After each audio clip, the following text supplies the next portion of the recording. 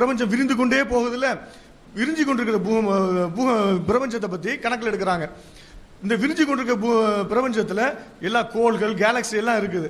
எல்லாத்துக்கும் புவியீர்ப்பு சக்தி இருக்குது. அதுக்கு கிராவிடேஷன் ஃபோர்ஸ் இருக்குது. இப்போ கிராவிடேஷன் ஃபோர்ஸுங்க போய் கிராவிடேஷன் ஃபீல்டுன்னு மாத்திட்டாங்க. அது நியூட்டனுடைய தேரி தான் கிராவிடேஷன் ஃபோர்ஸ். ஐன்ஸ்டீனுடைய தேரி பிரகாரம் கிராவிடேஷன் ஃபீல்டு. இப்போ சயின்ஸ் கிராவிடேஷன் ஃபீல்டு தான். ஒவ்வொன்றுக்கும் கிராவிடேஷன் ஃபீல்டு இருக்குது. ஒவ்வொரு பொருளும் தன் பக்கம் அனைத்தையும் ஈர்த்து கொண்டு இருக்குது, ஒன்னோட ஒன்று இழுக்குது. உலகம் விரிஞ்சு கொண்டிருக்குங்க, பிரபஞ்சம் விரிஞ்சுக்கிட்டு இருக்குங்கிறான். ஆனா இது இழுத்துக்கிட்டு இருக்குது. ஒரு பக்கம் இழுத்துக்கிட்டு இருக்குதுன்னா இது சுருங்க தானே செய்யணும். எப்படிடா விரியுது? சரி, ஏதோ விரியுது. சாதா எப்பவும் விரிஞ்ச மாதிரியா இருக்குது? இல்ல, நாளுக்கு நாள் விரியும் வேகம் கூடிக்கொண்டு இருக்கிறது. அதுதான் இதுல ஆச்சரியம். எக்ஸ்பான்ஷன் இருக்குத, அது சும்மா விரிஞ்சுக்கிட்டு இருக்கல, ஒவ்வொரு நாளும் விரியும் வேகம் அதிகமாகிக் கொண்டே இருக்குது. Rate of expansion is increasing. இது ஏன் கூடுது? அப்படியே விரிஞ்சுக்கிட்டு இருந்தாலும் அர்த்தம் இருக்குது. கூடுவதற்கு என்ன காரணம்? அது நான் நியூட்டன் சொல்லி செகண்ட் லாவிலேயே சொல்லுவாங்க. செகண்ட் லா இல்ல, ஃபர்ஸ்ட் லாவிலேயே சொல்லுவாங்க. எந்த ஒரு பொருளும், போகக்கூடிய பொருள் போய்கிட்டே தான் இருக்கும். டைரக்ஷன் திரும்புறதா இருந்தா அதுக்கு வெளியே இருந்து ஒரு உந்து சக்தி வேணும். அதே மாதிரி நேர்கோட்டில் போய்கிட்டு இருக்கிறது சைடில் மாத்திரதா இருந்தா உந்து சக்தி வேணுங்கிற மாதிரி ஒரு பொருள் போய்கிட்டு இருக்க வேகத்தில் தான் போய்கிட்டு இருக்கும். அவனுடைய வேகத்தை அதிகப்படுத்துவதா இருந்தால் வெளியிருந்து ஒரு உந்து சக்தி வேண்டும். இதுதான் நியூட்டன் சொல்லிய ஃபர்ஸ்ட் லா. அந்த லா பிரகாரம் விரிஞ்சிக்கிட்டு இருக்க பொருள் திடீர்னு வேகம் கூடிக்கிட்டே போகுது, நாளுக்கு நாள் கூடிக்கொண்டே இருக்குது. கூடுவதற்கு என்ன காரணம்? Dark energy. அது புரியல. அந்த டார்க் எனர்ஜி தான் அந்த வேகம் அதிகப்படுத்தி கொண்டிருக்குது. எங்களுக்கு இது புரியலன்னு சொல்லி இன்னைக்கு சயின்ஸ் சொல்லிட்டு இருக்கிறோம். நீங்க வெப்ல போய் டார்க் மேட்டர், டார்க் எனர்ஜி ரெண்டையும் போட்டு பாருங்க, இது தெரியும். உலகத்தில் உள்ள பிரபஞ்சத்தில் உள்ள 76% டார்க் எனர்ஜியாகவும் 20% டார்க் மேட்டராகவும் மொத்தம் 96% ஐம்புலனுக்கு புரியாத புதிராகவும் தான் இருக்குது. இதுதான் அறிவியல். நம்ம தான் செய்யறோம். இதை நம்ம அறிவியல் மறுத்து. ஐயா வணக்கம். நீங்க நேற்று நான் ஒரு கேள்வி கேட்டேன், அதுக்கு பதிலே சொல்ல. உலகத்தை படைச்சிற இறைவன் அப்படின்னு சொன்னீங்க. இறைவன் படைச்சதும் மனுஷனை படைச்சிருக்க வேண்டியதான். எதுக்கு தேவையில்லாம டைனோசரஸ் இது மாதிரி இது செக் பண்றாரா? ஏன் மனுஷனை படிச்சு விட்டுருக்கலாம்ல? கேள்வி நம்பர் 1. 2வது பார்த்தீங்கன்னா, எல்லாத்துக்கும் ஒரு அணு இருக்கு, அந்த அணு தான் கடவுள் அப்படின்றீங்க. அது நிரூபிக்கப்படாத வரையும் அது கடவுள்னு அறிவிக்கிறது ரொம்ப தவறான விஷயம், புரியுதுங்களா? இது கடவுள், அவர் இப்படி இருக்கார் அப்படின்னு நீங்க நிரூபிச்சுட்டு அப்புறமா நீங்க கடவுள் இதை இப்படி வணங்கணும் அப்படின்ட்டு சொல்றது கரெக்டான விஷயம். நிரூபிக்கப்படாத வரையும் அது கடவுள்னு சொல்றது தவறான விஷயம் தானே? அது 2. அதாவது 2 நாள் விவாதத்தை நீங்க என்ன மாதிரி கேட்டீங்கிறத இப்ப நான் சந்தேகப்படுறேன். வழங்குதா? 2 நாள் விவாதங்கள்ல அணுதான் கடவுள்னு நாங்க சொல்லவே இல்லை. அணுவா கடவுள்னு சொன்னோம். அது நாம சொன்னதாக அவரும் சொன்னாரு, இவரும் சொன்னாரு. என்ன சொன்னோங்கிறத நீங்க விளங்குனீங்களா? அவர் நம்ம சொன்னதாக அவர் சொல்லிக்கிட்டாரு. அதாவது நாம என்ன சொன்னோங்கிறது விளங்கிக்கிறங்க. அதாவது ஒன்றும் இல்லாமல் இருந்து வெடித்து அதிலிருந்து இவ்வளவு உண்டானுச்சு என்று ஒரு கருத்து, 2 அணு மோதி வெடித்து உண்டானுச்சுன்னு ஒரு கருத்து. நாம என்ன கேட்கிறோம்னா, அது வெடித்து இதெல்லாம் உண்டா இருக்க இயலாது, அதுக்குள்ள அறிவியெல்லாம் சொல்லிட்டு இதையெல்லாம் செஞ்ச ஒருத்தன் இருப்பான அவனை கடவுள்டமா அணுவ கடவுள்டமா? அணுவ கடவுள் கிறுக்கு கூட எப்படி சொல்லுவோம்? அது அந்த மாதிரி பேசப்படவே இல்லை. அவங்களும் நாங்கள் பேசுனதை அவங்களுக்கு எடுத்து வச்சிருக்கிறாங்க, நீங்களும் அப்படி தான் புரிஞ்சிருக்கிறீங்க. அவங்க ஒவ்வொரு தடவை பேசும்போது அதுக்கு தான் அந்த ஐயா கூட நினைச்சாங்க, நான் எலக்ட்ரானு போட்டுறானு போக்குறானு வறுக்கிறான்னு என்னமோ சொன்னாங்க. நாங்கள் அதை கடவுள்னு சொல்லவே இல்லை. கடவுள்னு நாங்கள் சொன்னது எதை சொன்னோம்? அதாவது உயிரட்டிலேருந்து உயிர் வர இயலாதுங்கிறோம். இருக்குது என்றால் அதை கண்டிப்பாக மனுஷனுக்கு இயலாது, இயற்கையாக நடக்காது, நடக்க சாத்தியமில்லை என்றால் சாத்தியமற்றதை எவன் செஞ்சானோ அவன் தான் கடவுள், அவன் பயங்கரமான ஆற்றல் உள்ளவனாக இருக்க வேண்டும் என்று இதை வச்சு ஆற்றலை வழங்குறோம். அதாவது இந்த அமெரிக்கா குண்டை போட்டதை வச்சு அமெரிக்காவுடைய ஆற்றலை வழங்க முடியுமா? முடியாதா? குண்டுடைய என்ன விளைவு ஏற்படுத்துதுன்னா, இது கிறுக்கு பைய செஞ்சிருக்க மாட்டான், சிவகாசியில் செஞ்ச பட்டாசு இல்லை இது, அதுக்கு மேலே உள்ள விஷயம் வழங்குறமா இல்லையா? அப்போ போடப்படுற சாமான்லேருந்து வர்ற விளைவை வைத்துக்கொண்டு அதனுடைய அதை படைத்தவனுடைய ஆற்றல் வல்லமையை சிந்திக்கிறது பகுத்தறிவு வெளியே உள்ளதா? பகுத்தறிவா? நாங்கள் பிரம்மாண்டமான ஒரு சக்தியை கடவுளுங்கிறோம். இந்த அண்ட சராசரங்களை எல்லாம் விட பெரிய ஒரு சக்தி அணு அல்ல. இந்த அணுவில் அதெல்லாம் இப்படி இருந்திருக்க இயலுங்கிறது நான் கேட்டமே தவிர, நாங்கள் சொல்லாத ஒன்றை தான் நீங்கள் எல்லாம் விளங்கிட்டு இருக்கிறீங்க. நாங்கள் அதை சொல்லவில்லை. நாங்கள் சொல்வது என்ன? சூனியத்திலிருந்து ஒன்று வராது, சூனியம் வெடிக்குது என்று சொன்னால், ஒன்றும் இல்லாமல் வெடிக்குது என்று சொன்னால், இதையெல்லாம் வெடிக்கிறது மட்டும் நடக்கலை, வெடிச்சு நடத்த விஷயம் என்ன? நீங்க வாழ்ற பூமி இருக்குத, அது ஒரு இமயமலைக்கு பக்கத்தில் ஒரு கடுகு 1000 துண்டா வெட்டி வச்சா எவ்வளவோ அவ்வளவுதான் அந்த பூமி. நீங்க வாழ்ற பிரபஞ்சத்தோட ஒப்பிட்டு பார்த்தீங்கன்னா ஒரு இமயமலைக்கு பக்கத்தில் கொண்டு போய் 8 கிலோமீட்டர் உயரத்தில் இருக்கிற அந்த ராட்சச இமயமலைக்கு பக்கத்தில் கொண்டு போய் ஒரு கடுகை 1000 துண்டா வெட்டி அதை ஒரு துண்டை பக்கத்தில் வச்சீங்கன்னா அது என்ன சைஸு? அப்படிப்பட்ட ஒரு பூமிக்கு மொத்த சைஸ் இதான்னா நீங்களாம் என்ன சைஸ் மாத்தணும்? ஒண்ணுமே இல்லை. இவ்வளவு இது மாதிரி பிரம்மாண்டம் இருக்கு வெளியே. நீங்க இந்த பூமியை மட்டும் இப்ப செஞ்சுக்கிட்டே இருக்கிறீங்க அறிவியல் வழங்காம. அவ்வளவு பெரிய பிரபஞ்சத்திலேயாக நீங்க ஒரு மூலையில எங்கேயோ கிடக்குறீங்க. இவ்வளவு விஷயம் அதுக்குள்ள ஒண்ணும் இல்லைங்கிறீங்க. அந்த ஒண்ணும் முல்லைக்கு உள்ளதான் நீங்க இருந்தீங்க. அந்த ஒண்ணும் முல்லைக்கு உள்ளதான் இம்புட்டு ஜீவராசி இருந்துச்சு. அந்த ஒண்ணும் முல்லையில தான் அந்த பூமி இருந்துச்சு. அந்த ஒண்ணும் முல்லையில தான் அந்த சூரியன் இருந்துச்சு. அந்த ஒண்ணும் முல்லைக்கு உள்ளதான் சூரியனை சுற்றி இருக்கக்கூடிய அத்தனை கோள்களும் அந்த கேலக்சி இருந்தது. இந்த கேலக்சி மாதிரி 1,00,000 கோடி கேலக்சிகள் இருக்கு, அதுவும் அதுக்குள்ளதான் இருந்தது. அது மாதிரி 7 யூனிவர்ஸ் இருக்கு, அதுவும் என்னென்னமோ உள்ள ஒண்ணும் இல்லைங்கிற அம்புட்டு இருந்துச்சுங்கிறான். அட ஒண்ணுமே இல்லைங்கிறான். ஒரு வெடிச்சதான் செஞ்சுக்கிறான். அந்த வெடிக்குள்ளதான் நான் இருந்தேன்டா. எது நீ எப்படி இருந்திருப்ப? ஒண்ணுமே இல்லையே. ஒண்ணுமே அப்பனா என்னன்னு கேட்டா ஒரு ஆர்டர் தான் அதை உண்டாக்கி இருக்கிறது. ஒரு மிகப்பெரிய சக்தியிடம் இருந்து புறப்பட்ட ஒரு உத்தரவு ஆகிவிட்டதுன்னு தான் குர்ஆன் சொல்லுது. ஒரு அதை அப்படிதான் உண்டாக்கணும் சொல்லவும் படுது. குர்ஆன்ல சொல்லப்படுது என்ன? எதையாவது கடவுள் உருவாக்க நினைத்தால் மாவு உருட்டுற மாதிரி பிசைஞ்சிக்கிட்டு இருக்க மாட்டாரு. ஆகும் பாரு ஒரு ஆர்டர் வெட்டி அப்படி உண்டாவு. எல்லா ப்ரோக்ராம் உள்ள சட்டன்னு உண்டாய் என்னென்ன ப்ரோக்ராம் பண்ணார் அதுக்கு சேர்ந்து உண்டா வேண்டியெல்லாம் உண்டாகி போச்சு. உயிருள்ள செல்லுக்கு உயிராக உண்டாச்சு, உயிரற்றது ஆகிவிட்டது, எல்லாமே சேர்ந்து விட்டது என்றுதான் அறிவியல் சொல்லுது. நாங்கள் சொன்னதை நீங்கள் கரெக்டாக புரிஞ்சுக்கிறணும். அணு அல்ல கடவுள், மிகப்பெரிய பிரம்மாண்டமானவன் என்பதை நீங்கள் புரிந்து கொள்ள வேண்டும். அடுத்து இருக்கிறான்னு சொன்னால் அதை எந்த வகையிலையாவது அதை செய்யணுமே பார்க்கணுமே என்ன சொல்லி கேட்டீங்க? ரைட்டு. இது என்ன கேட்குறீங்கன்னா மனுஷன் நேரவே படைச்சிருக்க வேண்டியதானு கேட்குறீங்க. அதாவது இது என்னன்னு புரிந்து கொள்வதற்கு கூட ஒரு ஆற்றல் இல்லாத ஒரு மனிதன் ஒரு மிகப்பெரிய ஒரு சயின்டிஸ்டுக்கெல்லாம் மிஞ்சின ஒரு பெரிய ஒரு சூப்பர் பவர் செஞ்ச ஒரு தொழில்நுட்பத்தில் கேள்வி கேட்குறீங்க என்னைய படைச்சா என்னண்டு? இப்படிதான் படைக்க வேண்டும்ங்கிற தொழில்நுட்பம் இருக்க போய் தான் அவன் ஒரு ஆர்டர்லாம் பண்ணி படைச்சு விட்டான். படைச்சு ரிசல்ட் வந்துச்சான்னு பார்க்கணும். நீங்கள் என்ன பண்ணுறீங்க? எப்படி முதல்ல அணுகுண்டு? சரி அது சொல்லுங்க. அது நம்ம சொல்லாத கருத்தை அவர் நம்ம சொன்னதா சொன்னார். அவர் என்ன கேட்குறாருன்னா மனுஷனை கடவுள் தானே இருக்காங்கிறீங்கல்ல, கடவுள் மனுஷனை நேரடியாக முதல்ல படைக்க வேண்டியது தானே, ஏன் டைனாசர்ஸை படிச்சுட்டு அப்புறம் மனுஷனை படைச்சாருங்கிறாரு. இது எவல்யூஷன் தியரி நம்ம ஏற்றுக்கிட்டா தானே அந்த பிரச்சனை. எவல்யூஷன் தியரி தான் டைனோசரை படைச்சிட்டு அதிலிருந்து மனுஷனுக்கு ஒவ்வொரு விலங்காக மனுஷன் வந்தாங்க போகுது. நாங்கள் தான் அதை ஏற்றுக்கிறவே இல்லையே. நாங்கள் மனிதனை இறைவன் நேரடியாக தான் படைத்தான் நாங்கள் சொல்லிக்கிட்டு இருக்கிறோமே. நாங்கள் சொல்லாத கருத்தை சொல்லிக்கிட்டு அவர் அதிலிருந்து கேள்வி கேட்கிறார். அப்படி டைனாசர்ஸ் ஏன் படைத்தார் என்றாலும் அவர் படைப்பார். மனிதனுக்கு தேவையானதையும் படைப்பார், தேவையில்லாதையும் படைப்பார். அப்புறம் ஆட்டையம் படைச்சார், மாட்டையம் படைச்சார்னு அவர் படைப்பார். அதெல்லாம் கேள்வி கேட்க முடியும். அதாவது அடிப்படையான விஷயத்தை நீங்கள் விளங்கிக்கிறேன். என்னன்னு கேட்டால் மனுஷனையே படைக்கலான்னு நீங்கள் கேட்குறீங்க. என்ன அறிவியல் வச்சு நீ கேட்குறீங்க? அவர் படைச்சது கரெக்டாக ரிசல்ட் வந்துருச்சு. அப்போ அணுகுண்டு செய்யறீங்க அமெரிக்காவில் போய்கிட்டு நீ ஏன் கருமருந்தை இதை வச்சு உடனே படிச்சிட வேண்டியானு கேட்டால் சரியா வருமா? அவன் அதுக்கு ஆயிரக்கணக்கான ஐடியாக்கள் பண்ணி அதை செஞ்சு இதை செஞ்சு பல டெஸ்ட்டுகள் பண்ணி அவன் ஒரு மெத்தடில் பண்ணுறான்னு சொன்னால் அதுக்குரிய நாலேஜ் உள்ளவன் அதெல்லாம் பண்ணுவான். நாலேஜ் இல்லாத ஒரு ஆள் பண்ணிட்டு என்ன செய்யக்கூடாது? ஏன் விதையை போட்டு உடனே கத்திரிக்காய் வர வேண்டிய அதையும் 6 மாதம் கழிச்சு வந்து கேட்கலாமா? அது கேட்கக்கூடாது. என்ன நீங்கள் பார்க்கணும், நம்ம அதை கேட்குற லெவலில் ஒன்று கேட்குற அளவு அறிவில் இருக்கிறோமா? டார்க் மேட்டர்லையும் டார்க் எனர்ஜிலையும் இருக்கக்கூடிய நம்ம போய்கிட்டு என்ன செய்கிறோம்? நீ ஏன் நேரம் முதல்ல படைக்கலன்னு கேட்கலாமா? ஒரு சூப்பர் பவர்கிட்ட போய் இப்படி கேட்கறதுக்கு முடியுமா? சொன்ன கேள்வி இருக்குது, அதையும் நீங்கள் பார்க்கணும். அதனால் கேள்வி கேட்குறது என்பது எதை கல்லு மண்ணை கடவுளை நினைக்கிறாங்களா அந்த மாதிரி உள்ளவங்கள்ட்ட இதை கேட்கலாம். நம்ம யாரை கடவுள்னு நம்ம நம்ப சொல்கிறோம்? இஸ்லாம் நம்ப சொல்கிறது, நாங்கள் நம்ப சொல்கிறோம். அறிவியல் பிரகாரம் எந்த கடவுள் நிரூபணம் ஆகுறாருன்னா இவ்வளவையும் செய்த மிகப்பெரிய ஒரு சக்தி படைத்தவன், ஆற்றல் மிக்கவன் நாங்கள் நம்புகிறோம். அணுவை நம்பவில்லை. அப்படியான ஒரு ஆற்றல் படைத்தவன்னா உண்டாக்குன மாதிரி ஒரு ஆர்டரில் அழிக்கவும் செய்வான். அப்படிப்பட்டவன்ட்ட போயிட்டு நீ எப்படி என்ன படைக்கலன்னு கேட்க முடியுமா? அப்படித்தான் இதை நீங்கள் எடுத்துக்கொள்ள வேண்டும். அடுத்து சில கேள்வி விளக்கமாக போகிறது காரணம் கேள்வி விளக்கத்தை அதிகம் தேடக்கூடிய கேள்வியாக இருக்கு, வேற ஒன்றும் இல்லை. அஸ்ஸலாமு அலைக்கும். இது ஏகே அப்துல் ரஹ்மான் பாய்க்கு இந்த கேள்வி. நேற்று டாக்டர் எலிலன் பேசுகிறப்ப ஸ்டீஃபன் ஹாக்கிங் இவ்வளோதையும் சொன்னார். ஆனால் கடைசி 40 பக்கத்தில் கடவுள் இல்லைங்கிறத அவர் மறுத்திருக்காரு அப்படின்னு அவர் எடுத்து வச்ச வாதம் என்ன? அதுக்கு டார்வின் பிரின்சிபலை மறுக்கிறவங்க, அதாவது பிக் பேங் தியரி ஒத்துக்காதவங்க என்ன வாதம் எடுத்து வைக்கிறாங்க? கடவுள் உண்டுன்னு சொல்கிறவங்க என்ன வாதம் எடுத்து வைக்கிறாங்க?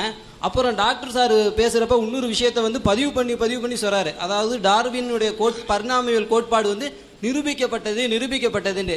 அந்த கோட்பாடு நிரூபிக்கப்பட்டதா இல்லை அது இன்னும் தியரியாக தான் இருக்குதா? இதை டாக்டர் சார், இதை அப்துல் ரஹ்மான் பாய் விளக்கணும்.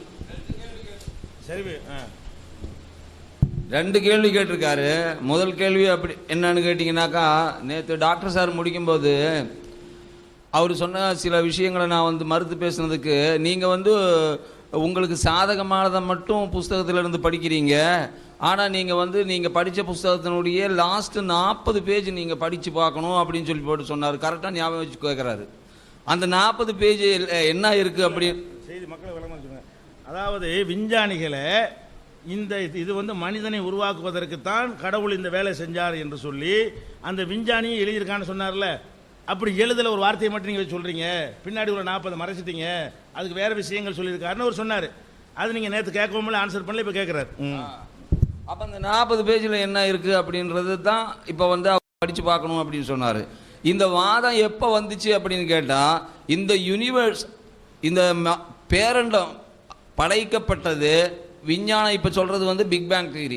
இந்த பிக் பேங் தியரி கண்டுபிடிச்சதுக்கு பிறகு விஞ்ஞானத்தால் கடவுளை மறக்க முடியல. கடவுள் நிச்சயமாக இந்த யூனிவர்ஸை படைச்சிருக்கணும் அப்படின்னு தான் சயின்ஸு சொல்லுது அப்படின்னு சொல்லி போட்டு நாம் சொல்லி அதை ஹாக்கிங் சொல்கிறத அவரோட புஸ்தகத்திலிருந்து படித்து காட்டணும். அப்போ அவர் சொன்ன வாதம் இது. அப்போ அந்த 40 பேஜில் என்ன தான் இருக்குது அப்படின்றது தான் இப்போ உங்களுடைய கேள்வி. கடவுளை நிரூபிக்கிறதுக்கு பிக் பேங் தியரியில் இருக்கக்கூடிய எவிடன்ஸ், பல எவிடன்ஸ் இருக்குது. எவிடன்ஸ் என்னன்னு கேட்டிங்கனாக்கா, அதில் சிங்குலாரிட்டி அப்படின்னு ஒரு தியரி வருது. கடவுளை மறுக்காம நிரூபிக்கிறதுக்கு, பிக் பேங் நடக்கணும்னா கடவுள் இருந்தே ஆகணும் அப்படின்றதுக்கு சயின்டிஃபிக்கலாகவே இருக்கக்கூடிய எவிடன்ஸ் என்ன அப்படின்னு கேட்டிங்கனாக்கா, அதில் ஒரு சிங்குலாரிட்டி தியரி இருக்குது அப்படின்னு. சிங்குலாரிட்டியை பற்றி நேற்றே சொல்லியிருக்கிறோம். அதாவது எது சிங்குலாரிட்டியோ அதுக்குள்ளே போய் நம்ம அறிவை வச்சு ஒன்றுமே கண்டுபிடிக்க முடியாது. நாம் இதுவரைக்கும் கண்டுபிடிச்சிருக்கக்கூடிய அனைத்து அறிவியல் அறிவுகளையும் முடமாக்கக்கூடியது அந்த சிங்குலாரிட்டி அப்படின்னு சொன்னோம். இங்கே 40 பக்கம் அவர் சுட்டி காட்டினார் இல்லைங்களா, அந்த விஷயத்தில் அந்த 40 பேஜில் என்ன இருக்குது அப்படின்னு கேட்டிங்கன்னா, விஞ்ஞானம் புதுசாக ஒரு விதி கண்டுபிடிச்சிருக்கு. அதனுடைய பேர் குவாண்டம் மெக்கானிசம். குவாண்டம் மெக்கானிசம் என்பது அன்சர்டனிட்டி பிரின்சிபிளின் அடிப்படையில் கண்டுபிடிக்கப்பட்ட ஒரு தியரி. இந்த தியரி ரிலேட்டிவிட்டி தியரிக்கு எதிரானது. இப்போ 2 தியரி ஆயிடுச்சு. ஒன்று ரிலேட்டிவிட்டி தியரி, ஒன்று குவாண்டம் தியரி. இந்த ரிலேட்டிவிட்டி தியரி ஐன்ஸ்டீன் கண்டுபிடிச்சது. ரிலேட்டிவிட்டி தியரி என்ன சொல்லுது அப்படின்னா, கிளாசிக்கல் சயின்ஸை சொல்லுது. அதாவது மனிதனால் கண்டுபிடிக்கக்கூடிய அறிவியல் விதிகளை உள்ளடக்கிய ஒரு தியரி அது. அந்த கிளாசிக்கல் தியரி எதை சொல்லுது அப்படின்னா, இந்த உலகத்தில் இருக்கக்கூடிய அனைத்து பொருட்களையும் இயக்கக்கூடிய ஒரு விதியை சொல்லுது. ஆனால் ஒன்று மட்டும் சொல்லலை. எது? அணுவுக்குள்ளே எப்படி இயங்குது அப்படின்ற விதியை கிளாசிக்கல் விதி இல்லை, அது வந்து ரிலேட்டிவிட்டி தியரியால் கண்டுபிடிக்க முடியாது. அப்போ அங்கே செயல்படுறது தான் குவாண்டம் மெக்கானிக்ஸ் அப்படின்ற தியரி. இந்த தியரி என்ன சொல்லுது அப்படின்னு கேட்டால், நல்லா கவனிக்க, இன்ட்ரெஸ்டிங்கான சப்ஜெக்ட். அது நீங்கள் அந்த கேள்வி கேட்டவருக்கு தேங்க்ஸ் சொல்லணும். அதாவது இந்த தியரி என்ன சொல்லுது அப்படின்னு கேட்டிங்கன்னா, நம்ம சிங்குலாரிட்டி என்ன சொல்லுது, அதுக்குள்ளே போய் நாம் வந்து எதையும் கண்டுபிடிக்க முடியாது, நம்ம அறிவு கெட்டாத காரியங்கள் தான் அங்கே நடக்குது, அதுதானே சிங்குலாரிட்டி. இப்போ இந்த குவாண்டம் மெக்கானிக்ஸ் என்ன சொல்லுது அப்படின்னு கேட்டிங்கன்னா, அணுவுக்குள்ளே புகுந்து அதனுடைய புரோட்டான் எலக்ட்ரானுடைய ஃபங்க்ஷனை நாம் அளக்க முடிந்தால், அளக்க முயற்சி செய்தால் நம்மளால ஒரு லிமிட் வரைக்கும் தான் அதை புரிஞ்சிக்க முடியும். அந்த லிமிட்டுக்கு அப்பால நம்மளால புரிஞ்சிக்க முடியாது. நம்பர் 1. 2வது விஷயம் அதில் என்னன்னு கேட்டிங்கன்னா, நீங்கள் ரொம்ப தீவிரமாக இன்னும் எவ்வளவு முயற்சி கூடுதலாக எடுத்து அதுக்குள்ள அதனுடைய இயக்கத்தை புரிஞ்சுக்கிறதுக்கு விரும்புகிறீங்களோ, முயற்சி செய்கிறீங்களோ, அந்த முயற்சியை அந்த இயக்கத்திலிருந்து தவறான ஒரு பாதையில் உங்களுக்கு காட்டும். அதாவது அந்த இயக்கத்திலிருந்து அதை இறக்கி விடும். அப்போ நீங்கள் கண்டுபிடிக்கிற ரிசல்ட் தப்பாக போயிடும் அப்படின்னு சொன்னார். இப்போ என்ன, இந்த 40 பேஜில் இருக்கக்கூடிய விஷயங்களை தான் சொல்கிறேன். இப்போ இந்த எல்லா விதிகளையும் சேர்ந்து ஒன்றிணைத்து ஒரே ஒரு விதியாக்குறதுக்கு ஒரு முயற்சி நடந்துகிட்டு இருக்குது, இன்னும் ஆக்கலை. அதாவது உலகத்தில் இந்த உலகத்து மிகப்பெரிய பேரண்டம் இருக்குது பாருங்க, இந்த யூனிவர்ஸ், இதை இயக்கிற அடிப்படை விதிகள் மொத்தம் 4, மொத்தமே 4.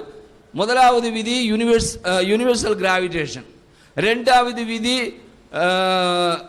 Electro magnetic wave force. முதல் ஃபோர்ஸு கிராவிடேஷன் ஃபோர்ஸு, ரெண்டாவது எலக்ட்ரோ மேக்னெட்டிக் ஃபோர்ஸு, மூன்றாவது வந்து வீக் நியூக்ளியர் ஃபோர்ஸு, நாலாவது வந்து heavy nuclear force. Heavy strong nuclear force அல்லது ஹெவி நியூக்ளியர் ஃபோர்ஸு. இதில் மூன்று விதிகளும் வந்து அணுவுக்குள்ளே செயல்படுறது. ஒரு விதி வந்து வெளியே நிற்குது, எது கிராவிடேஷன் ஃபோர்ஸ் வந்து வெளியே நிற்குது. இது இருக்கிற ஃபோர்ஸ்லேயே வந்து வலிமை குறைந்த ஃபோர்ஸு, இருந்தாலும் லார்ஜ் ஸ்கேலில் பேரளவில் இதுதான் இயக்கிக்கிட்டு இருக்கு. இதை நாளையும் சேர்ந்து ஒன்றிணைத்தால் அப்போது ஒரு விதி கிடைக்கும். அந்த விதியின் அடிப்படையில் பார்த்தா அந்த சிங்குலாரிட்டி இருக்குன்னு நாம சொல்ல வேண்டியதில்லை. ஏன்னா குவாண்டம் மெக்கானிக்ஸ் வந்துச்சுல்ல, அப்போ குவாண்டம் கிராவிட்டின்னு அதுக்கு பேர் கொடுத்துடலாம். அப்போ சிங்குலாரிட்டி ஒழிந்து போய் குவாண்டம் மெக்கானிக்ஸ் வரும். அந்த சமயத்தில் பிரபஞ்சம் விதிப்படியே உருவாகுது. சிங்குலாரிட்டி இருக்கும்போது என்ன விதிப்படி உருவாகுதுன்னா பிக் பேங்குக்கு பிறகுதான். பிக் பேங்குக்கு முன்னாடி விதி இல்லை. ஆனால் இப்போ குவாண்டம் மெக்கானிக்ஸையும் இணைத்து குவாண்டம் கிராவிட்டின்னு அதை மாற்ற முடிஞ்சா அப்போ பிக் பேங்குக்குள்ள சிங்குலாரிட்டி ஒழிஞ்சு போயிடும். அங்கே என்ன இருக்கும், குவாண்டம் கிராவிட்டி தான் இருக்கும். அப்போ அந்த விதிப்படி பிரபஞ்சம் மொத்தமே உண்டாயிருச்சு. அப்போ கிரியேட்டர் தேவையே அப்படின்னு சயின்ஸால் சொல்ல முடியாது. அப்போ அந்த ஒரு நிலைக்கு வந்துச்சுன்னா, அப்படி ஒன்று கண்டுபிடிக்க முடிஞ்சிச்சுன்னா கிரியேட்டர் தேவை அப்படின்னு அறிவியல் நிர்பந்தம் செய்யாது. நிர்பந்தம் செய்யாதுன்னா மறுக்கும்னு அர்த்தம் கிடையாது. நிர்பந்தம் செய்யாது, உண்டுன்னு சொல்லாது. இதுதான் உண்டுன்னு நிர்பந்தம் செய்யாது, இல்லைன்னு நிர்பந்தம் செய்யாது. இதுதான் அந்த விதி சொல்லுது. இப்போ விஷயம் என்னன்னா ரெண்டு விஷயம் இதில். ஒன்று, அந்த யூனிஃபிகேஷன் தியரி இன்னும் கண்டுபிடிக்கல, அது இமேஜின், அதாவது எதிர்காலத்தில் கண்டுபிடிக்க முடியும் அப்படின்ற ஒரு கற்பனையில் இருக்கு. ரெண்டாவது, அந்த விதி கண்டுபிடிச்சா கூட என்ன அர்த்தம், விதிப்படி நடக்குதுன்றதை ஒத்துக்கலாம். விதிப்படி நடக்குதுன்றதை ஒத்துக்கலாம். அந்த விதி எப்படிப்பட்ட விதி தெரியுங்களா? இப்போ ஒரு ஊரில் வந்து ஒரு ஸ்டேட்டில் வந்து மது அருந்துவது தடை செஞ்சுட்டாங்க. மது அருந்தக்கூடாது அப்படின்னு தடை செஞ்சுட்டாங்கன்னு வச்சுங்க. இப்போ ஒரு ஆள் மது அருந்துனா சட்டப்படி குற்றமா இல்லையா? அந்த கவர்மெண்டே மது அருந்தலாம்னு சொல்லிவிட்டா மது அருந்தலாமல்ல, சட்டப்படி குற்றம் இல்லை. ஆனால் மது அருந்துற குற்றம் செய்கிறான் இல்லையா? அப்போ சட்டப்படி குற்றம் இல்லைன்ற மாதிரி இந்த குவாண்டம் கிராவிட்டின்னு ஒரு தியரியை உருவாக்க முடிஞ்சா தியரி படியே, அதாவது லா படியே இந்த பிரபஞ்சம் உண்டாயிருச்சுன்னு சொல்லாம அப்ப எதுக்கு கடவுள் உண்டுன்னு சொல்லணும் இப்படின்னு அதில் கேட்டிருக்கிறான். இதுல என்ன இருக்குது கடவுளை மறுக்கிறதுக்குன்னு எனக்கு புரியல. சொல்லுங்க.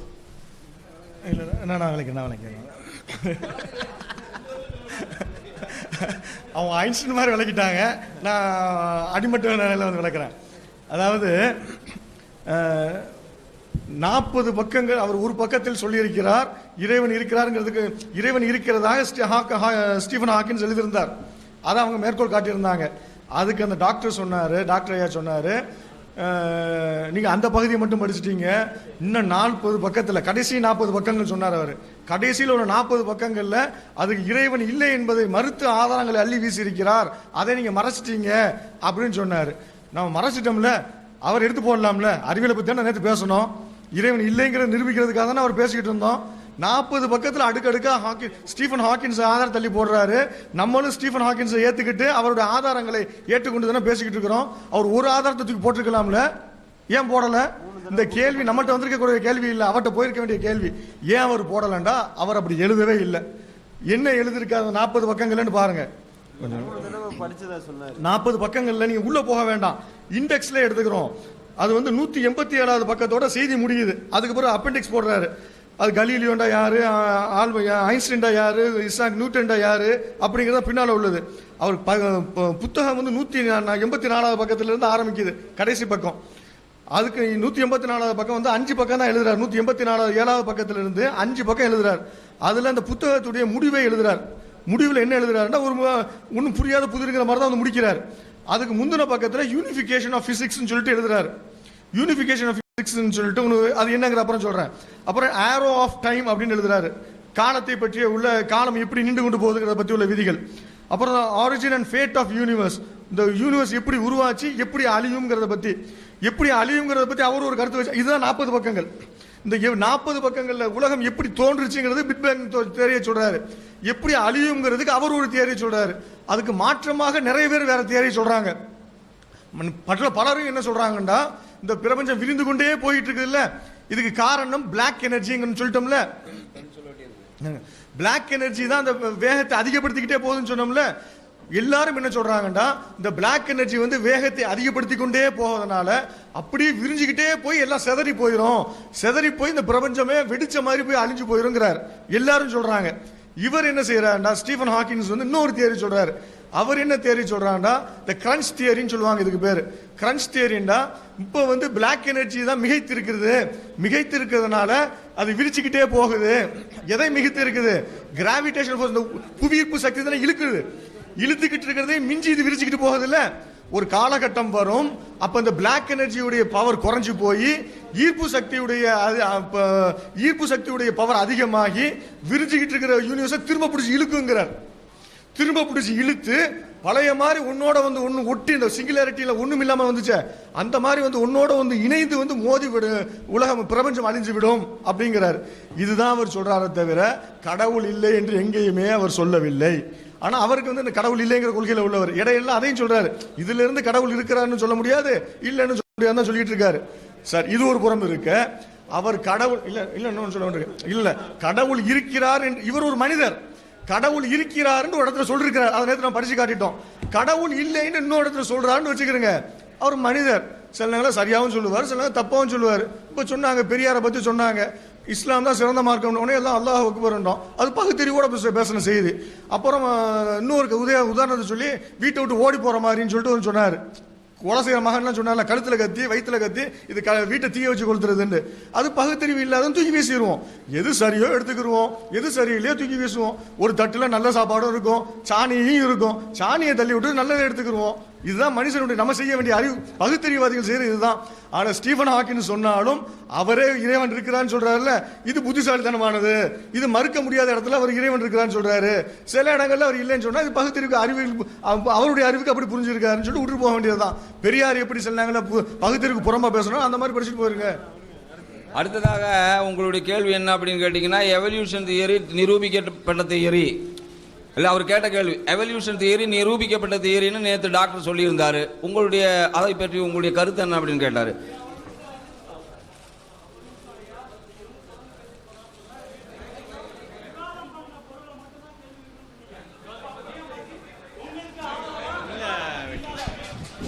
அவங்க ஒத்துக்கிறாங்க.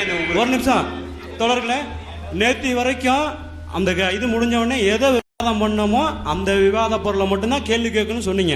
இன்னைக்கு எல்லாமே முடிய போகுதுங்கிறதுனால திரும்பி ஒரு நாள் 24 மணி நேரம் என்ன வாதம் பண்ணோமோ அதை திரும்பி சொல்லி நீங்க கடவுள் இருக்கிறதா சொல்லிட்டு அங்க போய் நின்றுக்கிறீங்க. இது வந்து ஒரு சரியான ஒரு நிலைப்பாடு இல்லை. இப்போதைக்கு நீங்க திரும்பி அதை என்ன சொல்லியிருக்கணும், நேற்று கேள்வி கேட்க அப்பா அவர் இருக்கும் போதே அந்த கிளிப்பிங்ஸை வச்சே பதில் சொல்றது தான் சரியான விஷயமா இருக்கும். இப்போ அவர் போன உடனே நீங்களா ஒரு விஷயத்த சொல்லிட்டு திரும்பி அதை நீங்க ஆரம்பிக்க கூடாது. அப்புறம் நீங்க எல்லாத்துக்கும் ஒரு கேள்வி கருத்து, அதாவது சிங்குலாரிட்டிங்கன்னா அதை பிடிச்சி காமிங்க, அறிவியல் பூர்வீகம் அதை நிரூபிச்சுட்டு அது எவ்வளோ நீளம் அகலம் உருவம் எல்லாத்தையும் சொல்லிட்டு ஏற்றுக்கிறோன்னு சொன்னாங்க. அது வரைக்கும் தூக்கி வைங்கன்னாங்க. அப்படியே இருங்க, திரும்பி அதே மாதிரி விளக்கம் சொன்னீங்கன்னா ஐயாவை தான் கூட்டு வரணும், திரும்பி அவங்கள தான் கூட்டு வரணும். சிங்குலாரிட்டியை பற்றி மீண்டும் விளக்கம் தேவையில்லை.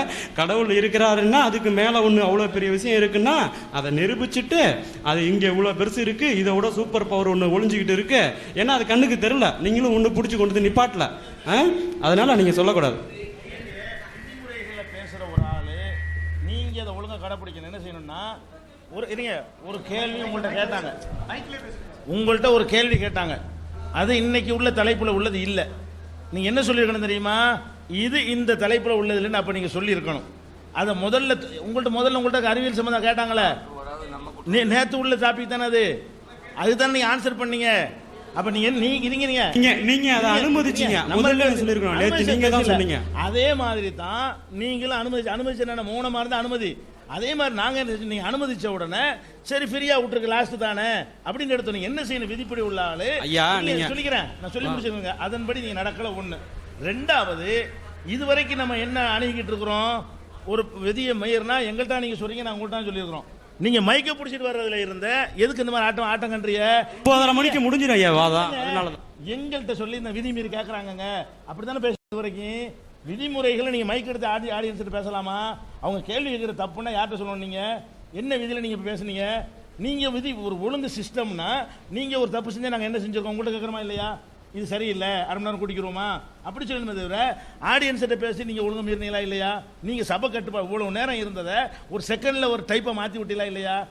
எவ்வளோ அழகாக இருந்தது இது. நீங்கள் எந்திரிச்சிக்கிட்டு பயங்கரமான ஒரு பிரச்சனை ஏற்பட்ட மாதிரி எப்படி ஏன் போனீங்க? எங்கள்கிட்ட சொல்லணும், சார் இந்த மாதிரி பண்ணுறாங்க ஐயா சரியில்லை, நாங்கள் உங்கள்கிட்ட சொல்கிறோமா இல்லையா? நீங்கள் அணுகிற மெத்தடு தப்பாக இருக்குது. முதல்ல சில விஷயங்கள் மீறுவாங்க. லாஸ்ட் உரையில் புதுவாதம் வைக்கக்கூடாதுன்னு இருக்குது. லாஸ்ட் உரை எங்களுக்கு சொல்லப்படலை. நீங்கள் அந்த இடத்துல குறுக்கிட்டு என்ன செய்ய சொல்லி இருக்கணும். யாவப்படுத்துற விஷயங்கள்ல தான் சில மிஸ்டேக் ஆகிருக்குமே தவிர இப்போவும் அந்த கேள்வி கேட்கும்போது நீங்கள் சுதாரிப்பா என்ன பண்ணனு? இது இன்னைக்கு தலைப்பா, இந்த லாஸ்ட் தலைப்பா, நீங்கள் எதுக்கு பழைய அந்த எதை பற்றி கேட்டார் கேள்வி? அந்த உயிரற்றதிலிருந்து உயிர் உள்ளது வருமாங்கிறத கேள்வி. அது எந்த தலைப்பு பற்றிய கேள்வி. அப்போ ஏன் அது உங்களுக்கு தோணவில்லை? அப்போ ஏன் நீங்கள் ஆன்சர் பண்ணீங்க? ஒருத்தர் மாதிரி 2 பேர் ஆன்சர் பண்ணீங்க. எதுக்கு நீங்கள் என்ன பண்ணியிருக்கணும்? அதுக்கு பதிலே இது இந்த தலைப்பில் உள்ளது இல்லை, நீங்கள் நேற்று உள்ளதை கேட்கக்கூடாது, இன்னைக்கு உள்ளதை கேளுங்கன்னு உடனே சொல்லி இருந்தால் வந்த கேள்வியில் அப்படி வந்திருக்காம இல்லையா? வாசலை திறந்தது நீங்க, அந்த வழியில் போனது அவங்க. சரியா? அப்ப எதுக்கு சொல்றேன்னா நீங்க அணுகிற விதம் தப்பு. என்ன எங்கள்கிட்ட நீங்க சொல்லணும். இப்போ என்ன செய்யணுங்கிறீங்க சொல்லுங்க. இது ஒன்று பெரிய இந்தாங்க பெரிய மேட்ருக்கு அங்கே சர்ச்சை பண்ற மேட்டரில் இப்போ என்ன செய்யணுங்கிறீங்க விட்டுருவோம், அவ்வளவுதான். அதான் எங்க டாபிக். கொடுக்கலாமா? சரி, ஒரு கேள்விக்கே கொஞ்சம் நேரம் போனாலும் பரவாயில்லையா? Right, okay. வந்தாங்க வரீங்க, அந்த சரத்தை சொல்லிடுவோம். தயவு செய்து இன்று இந்த லாஸ்டா பேசின தலைப்பை பற்றி தயவு செய்து, ஏன்னா அது நாங்கள் வேணும்னு அனுமதிக்கல. இதை நீங்கள் பெரிதாக எடுத்துக்கொள்ளாம பதில் சொல்றீங்கன்னு தான் நாங்கள் பெருந்தன்மையாக எடுத்தோமே தவிர மீறுகிற மேட்டதில் கிடையாது. எந்த கேள்வி கேட்டாலும் அது நிறுவனருக்கு நாங்களா கேள்வி கேட்குறாங்க அவங்க. அப்போ நீங்கள் இப்போ என்ன செய்யறோம்? அப்படி செஞ்சுக்கிறோமா? அதான் இன்று பேசுனது மட்டும் கேட்க சொல்லுவோமா அல்ல வேணான்றோமா? சரி, ரைட், ஓகே. நீ சுருக்கமாக சொல்லுவோம். ஏன்னா அல்ல அது கேட்டு தான் விரிவாக போகுது உங்களுக்கு. அந்த அந்த அதில் போகிறதுனால விரிவாக போகுது. இதுனா சின்னதாக போயிடும். சரி, நல்லா கவனிங்க. தயவு செய்து ஒருவர் ஒரு கேள்வி கேளுங்க. ரெண்டாவது இந்த லாஸ்ட் தலைப்புலாம் கேட்கணும். லாஸ்ட் தலைப்பில் என்ன வேணாம் கேட்கலாமா? இல்லை வேணாங்கிறார் அவர். இல்லை அவர் வேணாங்கிறார். நீங்கள் ஒரு கருத்தாக்கி சொல்லுங்க.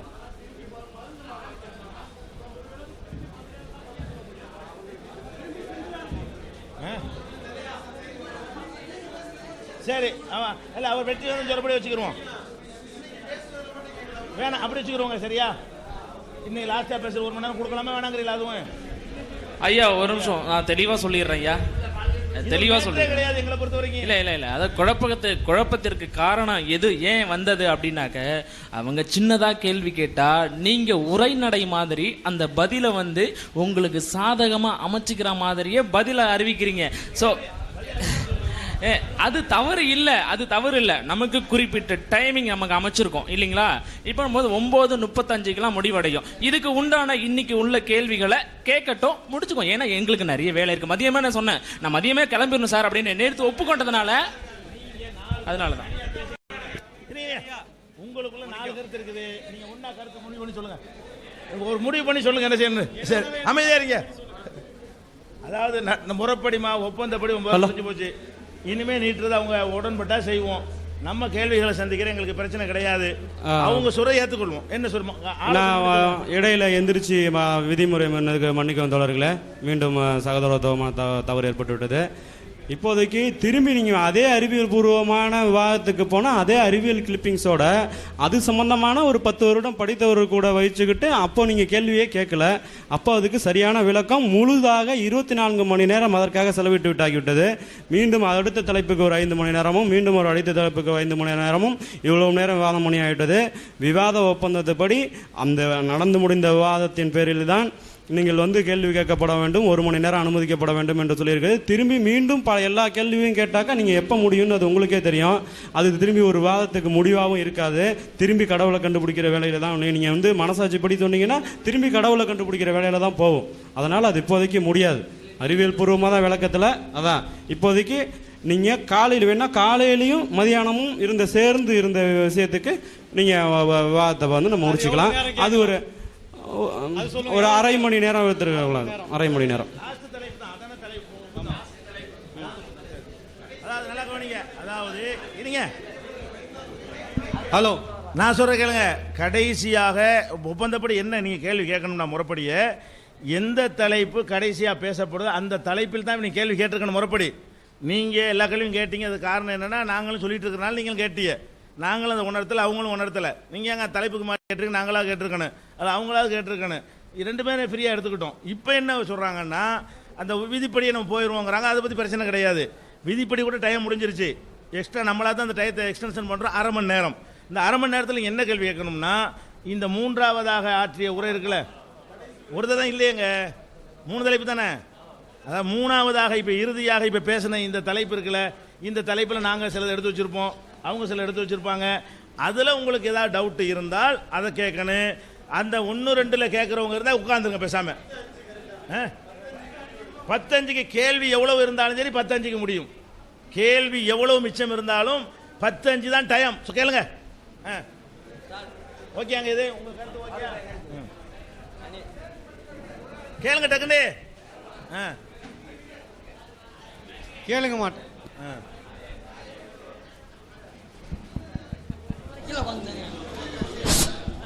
வந்துச்சு. கேளுப்பா.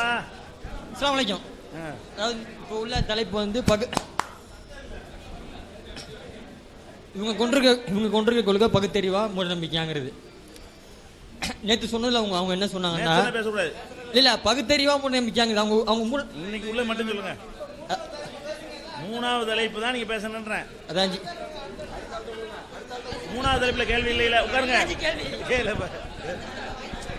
இல்ல கொடுங்க. அஸ்ஸலாமு அலைக்கும். கேட்க சரி கேளு. அமைதியா இருக்கீமா? அவங்க கொண்டிருக்க கொள்கை வந்து மூட நம்பிக்கையானதுன்னு பண்ண சொல்றேன். அதுக்குள்ள ஒரு கேள்வி. சரி, என்ன கேள்விண்டா, அவங்க கொண்டிருக்க கொள்கை மூட நம்பிக்கையானது அப்படின்றதுக்கு அமைதியா இருக்க மாட்டீங்களா? நேற்று ஒரு பிக் பேங் தியரியை பற்றி சொன்னாங்க. அதில் சொல்லையில் நம்ம தௌஹீத் ஜமாத் சார்பாக வந்து நீங்கள் தானாக வந்துன்னு சொல்கிறீங்க, தானாக வராது, அது வந்து கடவுள் மூலமாக வந்துச்சு அப்படின்னு சொல்லி சொன்னாங்க. கடவுள் இருக்காங்கிறத அவங்க நிரூபிச்சிட்டாங்க. அதுக்கு நீங்கள் என்ன விளக்கம் சொல்கிறீங்கடா? அந்த பழைய தலைப்பு போக வேணாம். வேணாம், நீங்கள் அந்த முதல் தலைப்பு எடுக்கக்கூடாது. வேணாம் வேணாம். அதான் ஆரம்பமே. தயவு செய்து எல்லாரும் உட்காருங்க. இடையில யாரும் பேசக்கூடாது. இவ்வளவு நேரம் இருந்தோம்ல, இன்னும் ஒரு 10-15 நிமிஷம் கஷ்டமா நமக்கு. 3வது தலைப்பு மட்டும் இடையில சத்தம் போடுறீங்க. நிக்கிறவங்க லைன்ல நிக்கிறவங்க நிறைய சத்தம் போடுறீங்க. யாரும் தயவு செய்து பேசக்கூடாது. சொல்லுங்க. அஸ்ஸலாமு அலைக்கும். இன்று வரை நடந்த விவாதத்தில், இன்று வரை இல்லை, இன்று இப்போ வரைக்கும் நடந்த விவாதத்தில் சகோதரர் சிப்பிராஜன் அவர்கள் ஆரம்பத்தில் இருந்தே எங்களெல்லாம் பார்த்து, அதாவது மோட்டிகத்தனத்தில், அதாவது ஒரு பக்தி அடிப்படையில் இருந்து கேட்காதீங்க, வெளியில் இருந்து கேளுங்க அப்படிங்கிற வார்த்தையை சொன்னாங்க. வெளியில் எல்லாத்தையும் விட்டுட்டு பக்தியை விட்டு அறிவு அடிப்படையில் கேளுங்கன்னாங்க. ஆனால் உண்மையிலேயே நாங்கள் வந்து பக்தி அடிப்படையில் தான் கேட்டோம். எங்களை பார்த்து கேட்டதுனால இந்த கேள்விக்கு சொல்கிறோம் பதில். பக்தி அடிப்படையில் தான் கேட்டோம். ஆனால் குருட்டு பக்தி அடிப்படையில் நாங்கள் கேட்கல, யாருமே கேட்கல. இது ஏன் இப்படி சொல்கிறோம்னா, எல்லா நபருக்குமே இந்த வார்த்தையை சொல்லணும்னு ஆசைப்பட்டாங்க. இதுவரைக்கும் சொன்ன எந்த பதிலுக்கும் அவர்களிடத்தில் பதில் இல்லை. பெரியார், அதான் கேள்வி கேட்குறேன். பெரியார் வந்து திருமணம் முடித்தார் இல்லையா? திருமணம் முடிப்பதற்கு சில காரணங்களை சொன்னாங்க. பெண்ணடிமைத்தனம் என்று இதெல்லாம் முடிக்கக்கூடாதுன்னு சொன்னாங்க இல்லையா? ஆனால் வந்து ஒரு சொத்துக்காக திருமணம் முடித்திருக்கிறார்கள். கேள்வி பீஜன் தான். இதை பற்றி உங்களுடைய கருத்து என்ன? இன்னும் அவர்களுடைய செய்திகள் என்ன? என் கருத்து கேட்குறீங்களா? என் கருத்து தான் வாரத்தில் வச்சேன். அது என்ன கருத்துன்னு கேட்டால், பெரியார் வந்து சுருக்கமாக சொல்லிடுறேன், சொன்ன பதில் தான். பெரியார் வந்து இந்த சாதி மறுப்பு விஷயத்தில் மட்டும் அவர் கவனம் செலுத்தியதால் மற்ற விஷயத்தில் அவர் ஆழமாக சிந்திக்கவில்லை. இது ஐயாவரன் சில இடங்களில் அதுதான் ஒரு முக்கியம், இது கடவுள் மறுப்பு முக்கியமானது இல்லைன்னு சொல்லியிருக்கிறார்கள். அதன் அடிப்படையில் மற்ற விஷயங்கள் அவர் சரியாக சிந்திக்கலைன்னா நம்ம கருத்து பதில் சொல்லிட்டோம். சொன்னதை மற கேட்கக்கூடாது. சொன்னதை தான் கேட்குறீங்க, எல்லாமே புதுசாக கேட்கல.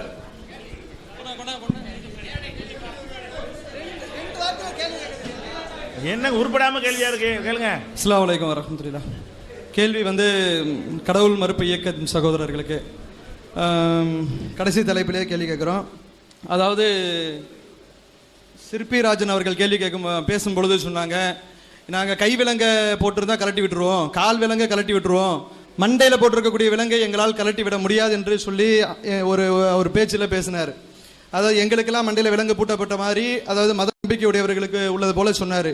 உண்மையிலேயே இங்கே நடந்த விவாதத்தின் அடிப்படையில் பார்க்கும் பொழுது நீங்கள் பிடிவாதமாக உண்மையை மறுக்கக்கூடியவர்களாகத்தான் நம்ம பார்க்குறோம். ஏன்னு சொன்னால் நீங்கள் எவ்வளோ முரண்பாடுகளை உங்கள் அணியில் இருக்கக்கூடியவர்கள் முரண்பட்டீங்கன்னு சொன்னால் இதை விட ஒரு பொய்யான ஒரு கொள்கையோ பொய்யான ஒரு சித்தாந்தமோ இல்லைன்றதை நீங்கள் முடிவு பண்ணிக்காங்க. இதுதான் பகுத்தறிவு. பகுத்தறிதல் என்று சொன்னால் பார்த்துணும். இல்லை என்ன கேள்வின்னு சொன்னால் நீங்கள் என்ன சொல்கிறீங்க, அதாவது பொங்கலுக்கு செய்யக்கூடிய அந்த பொங்கல் பண்டிகை பெரியார் கொண்டாடணும்னு சொன்னதையும், அதே போன்று சிலைக்கு நினைவஞ்சலி செய்கிறது, பிறந்த நாளுக்கு பெரியாருக்கு சிலைக்கு செய்கிறதை பற்றி பேசும்பொழுது ஒருத்தர் அவர் பேசும்போது சொல்கிறாரு, இது நீங்கள் டிசம்பர் 6க்கு செய்கிறது இல்லையா, அது போன்று நாங்கள் இவரை மரியாதை நிமித்தமாக செய்கிறோம்னு சொல்கிறீங்க. இவர் பதில் சொல்லும் பொழுது என்ன சொல்கிறாருன்னா, இது தப்பு தான், இது நீக்கப்பட தான் செய்யணும், அது உடனடியாக செய்ய முடியாது, கொஞ்சம் கொஞ்சமாக தான் செய்ய முடியும் அப்படின்னு சொல்றீங்க. உங்களுடைய எந்த பிரச்சார மேடைகள்ல இது குறித்து இது தப்பு தான், சிலைக்கு போயிட்டு மாலை அணிவிப்பதும் அதுக்கு மரியாதை செலுத்துவதும் தப்பு தான் என்று எந்த பிரச்சாரத்தில் நீங்க சொல்லியிருக்கீங்க? நீங்கள் வேகமாக பிரச்சாரம் செய்யாதவர்களா? வேகமாக பிரச்சாரம் செய்யக்கூடியவங்க. போட்ட பூணலை அறுத்தா அது தேசிய பாதுகாப்பு தடை சட்டத்தில் கைது செய்யக்கூடிய அளவுக்கு துணிச்சலாக செய்யக்கூடியவர்கள். இதை கொஞ்சம் கொஞ்சமாக மாத்துவோம் சொல்றீங்க, இதுவரைக்கும் கொஞ்சம் கொஞ்சமாக நீங்க மாத்தவே இல்லை. அது அல்லாமல் இன்னொரு செய்தி என்னன்னா, கேள்வி இதுதான் முரண்பாடு. இருங்க, இதானங்க கேள்வி கேட்கிறோம்.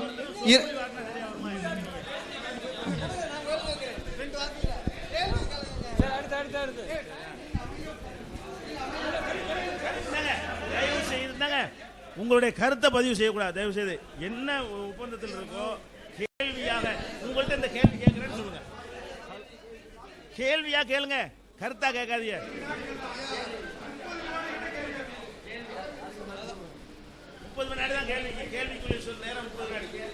கேள்வி உங்களிடத்தில் கேட்கக்கூடிய கேள்வி என்னன்னா, நீங்கள் இந்த ரெண்டு காரியத்தையும் அனுமதிச்சது என்பது உங்களுடைய பகுத்தறிவுக்கு எதிரானது என்பதை நீங்க ஒத்துக்கிறீங்க. கொஞ்சம் கொஞ்சமா மக்கள் மத்தியில் மாத்துவோம்னு சொல்றீங்க. ஆனால் அவர் பேசும்போது சொல்றாரு, அதை செய்யத்தான் வேண்டும், அப்படி ஒரு பெரியவரை கண்ணியப்படுத்த தான் வேண்டும் சொல்றீங்க. உங்கள இதில் எந்த நிலைப்பாடு நீங்கள் சரியாக இருக்கிறீங்க அதை சொல்லுங்க.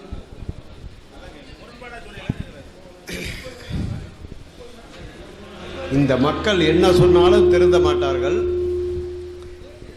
அவங்களுக்கு எந்த அளவுக்கு படிப்பறிவு இருக்கோ அந்த அளவுக்கு புரிஞ்சுக்குவாங்க. இப்போ ஒரு தோழர் சொன்னார், ஆங்கிலத்தில் ஏதோ சொன்னார், 1+950 செய்பர் ஏதோ சொன்னார். அதெல்லாம் எனக்கு புரியல, அது புரிஞ்சுக்கிறதுக்கு நான் அதை படிக்கலை, புரியுதுங்களா? அதே மாதிரி ஐயாவோட கருத்து அந்த மக்கள் எப்படி எடுத்து சொன்னால் புரிஞ்சுக்குவாங்களோ அந்தந்த இடத்துல அந்தந்த வேடம் போட்டு சொன்னார். எல்லாம் அந்த மக்களுடைய உயர்வுக்காக தானே தவிர, அந்த மக்கள் மூட நம்பிக்கையிலேருந்து வெளியே வரணுங்கிறதுக்காக தவிர, அவங்கள வச்சு சம்பாதிக்கணுங்கிறதுக்காக அவங்கள இன்னொரு குழியில் போய் தள்ளுங்கிறதுக்காக கிடையாது. இது அவர் சொன்னாலும் சரி, நான் சொன்னாலும் சரி, ஆழமான கருத்து அதுவாக தான் இருக்கும். இதில் தவறு அவரும் செய்யலாம், நானும் செய்யலாம். ஏன்னா கொஞ்சம் முன்னாடி உங்கள் அணியில் சொன்னார், நாமெல்லாம் மனிதர்கள், நாமெல்லாம் தவறு செய்கிற ஆட்கள்னு சொன்னார். இந்த ஐயா கடைசியில் உட்காந்து சொன்னார். அதே மாதிரி நாங்களும் மனிதர்கள் தான், எங்களுக்கும் தவறு வரும். நீங்கள் என்ன பண்ணு கேட்டிங்கன்னா, இவ்வளவு நேரம் நடந்ததில் எது பாராட்டுக்குரிய விஷயமோ அது உங்கள் சார்பாக கூட அவங்க சார்பாக கூட இருக்கலாம். ஐயா நாங்கள் இது வரைக்கும் எவ்வளோ கூட்டத்தில் வந்திருக்கோம், எங்களுக்கு இந்த சந்தேகம்லாம் தீரலை, இன்றைக்கி வந்த உடனே இது மாதிரிலாம் தெரிஞ்சுக்கிட்டோம், குரானை பற்றி தெரிஞ்சுக்கிட்டோன்னு சொல்லுங்கள். எங்கள் மேலே குறை இருக்கா, ஒரே வரியில் 2 வரியில் சொல்லுங்கள். அரை மணி நேரமும் 3/4 மணி நேரம் டைம் கொடுத்துருக்காங்க, இத்தனை பேருக்கு வாய்ப்பு கொடுக்கணும். உங்களுடைய கேள்வியே ஒரு பெரிய பாராகிராஃபாக இருந்தால் அப்புறம் திரும்ப விவாதம் மேட ஆரம்பித்து இது 1 வாரம் கழித்து தான் முடியும். அதனால் பதில் சொல்ல முடியாததோ பதில் சொல்ல தெரியாமையோ கிடையாது. யார் எது செய்தாலும் இப்போ பெரியார் கருத்தை நீங்கள் ஏற்றுக்கணுங்கிறது எங்களுடைய கொள்கை கிடையாதுங்க. முதல்ல அதை புரிஞ்சுங்க. பெரியார்னா முதல்ல யாருன்னு தெரிஞ்சுங்க. இப்போ நீங்கள் குரான் கொடுத்துறீங்க அப்படியே நான் இஸ்லாத்தில் சேர்ந்துட போகிறேன்னா கிடையாது, அதை புறக்கணிக்க போகிறேன்னா கிடையாது, அதை படிக்க போகிறேன். அதை படித்தாதான் எனக்கு உண்மைன்னு தெரியும். அந்த மாதிரி ஒரு தோழமையோட ஒரு அன்போட ஒரு வாதம் இருக்கணுமே தவிர இதில் ஒன்றும் ஒரு எதிரித்துவம் கிடையாது. எங்களை நீங்கள் கூப்பிட்டதே உங்களுடைய பெருந்தன்மை தானே. அதை நாங்கள் ஒத்துக்க வேண்டாமா? அப்போ உங்களை நம்பி நாங்கள் இவ்வளோ தூரம், நீங்கள் எந்தெந்த ஊர்லேயே தான் வந்திருக்கீங்க, உங்களை நம்பி நாங்களும் வந்திருக்கோம். அப்போ எங்களுக்கும் பெருந்தன்மை, இதுதான் தோழமை. இது சம்பந்தமாக எது வேணாலும் பேசலாமே தவிர உங்களுக்கு நாங்கள் எதிரி கிடையாது, எங்களுக்கு நீங்கள் எதிரி கிடையாது. கேள்வி ஷார்ட்டாக சீக்கிரம் கேளுங்க. எனக்கு இந்த மாதிரி இந்த அணு இதெல்லாம் சரியாக புரியப்படலை. எனக்கு பகுத்தறிவுனா என்ன, இல்லை பார்க்குற அறிவு என்னங்கிறது சரியாக தெரியல. அதாவது நீங்கள் பார்க்குறது தான் அறிவுங்கிறீங்க, பகுக்கிறதுங்கிறது சிந்திக்கக்கூடிய அறிவை வந்து நீங்கள் அறிவுன்னு ஏற்றுக்கிற மாதிரி எனக்கு தெரியல. இருந்தாலும் கூட ஆனால் நீங்கள் பெரியாரை வந்து அவர் சூரியனை வணங்கினா முட்டாள்னு ஒத்துக்கிட்டீங்க. அப்படி ஒரு சூரியனை வணங்க சொல்லியிருந்தால் அவர் முட்டாள் அப்படின்னு நீங்கள் ஒத்துக்கிட்டீங்க. நேற்று கூட பார்த்தா தியாகராஜா கோயிலில் பெரிய போலீஸ் பாதுகாப்போடு இருந்துச்சு. கோயிலில் வந்து உண்டியில் உடச்சிட்டு போயிட்டாங்க, அவ்வளோ போலீஸ் பாதுகாப்பு இருந்தது. இது என்ன செயல் எனக்கு தெரியல. இப்போ நம்ம இருக்க சாதாரண மனிதர் தான், நீங்கள் நல்ல மினரல் வாட்டர் தான் சாப்பிட்றீங்க. கேள்விதான் இது. நீங்கள் சாப்பிட்றது வந்து நீங்கள் ஒரு நல்ல மனிதர் தான், நீங்கள் சாப்பிட்ற உணவு நல்ல உணவு தான், நீங்கள் மினரல் வாட்டர் சாப்பிட்றீங்க. இந்த உணவு ஏன் கெட்டவன் வர்றாங்கிறது ஒரு கேள்வி. இந்த உணவு வெளியே வருது, ஏன் அந்த உணவை நம்ம சாப்பிட்டா என்ன, சிறுநீரை நம்ம சாப்பிட்டா என்ன நான் கேட்குறேன். இது பகுத்தறிவா இல்லை பார்க்குற அறிவு? இது கேள்வி. தலைப்புல கேள்வி வாதம் எடுத்து வச்சுக்கிட்டு இருக்கீங்க, அது கேள்வி இல்லை, ரிஜெக்ட் பண்ணுங்க. கேள்வின்னா நீங்களா ஒரு புது கருத்தை வைக்க கூடாது. அஸ்ஸலாமு அலைக்கும் வரஹ்மத்துல்லாஹ். தப்பு, அதுக்கு பதில் சொல்லுங்கன்னு கேள்வி. நான் வந்துட்டு இப்போ லாஸ்ட்டாக பேசின தலைப்பில் இருந்து நான் உங்களோட கேட்க போகிறேன்.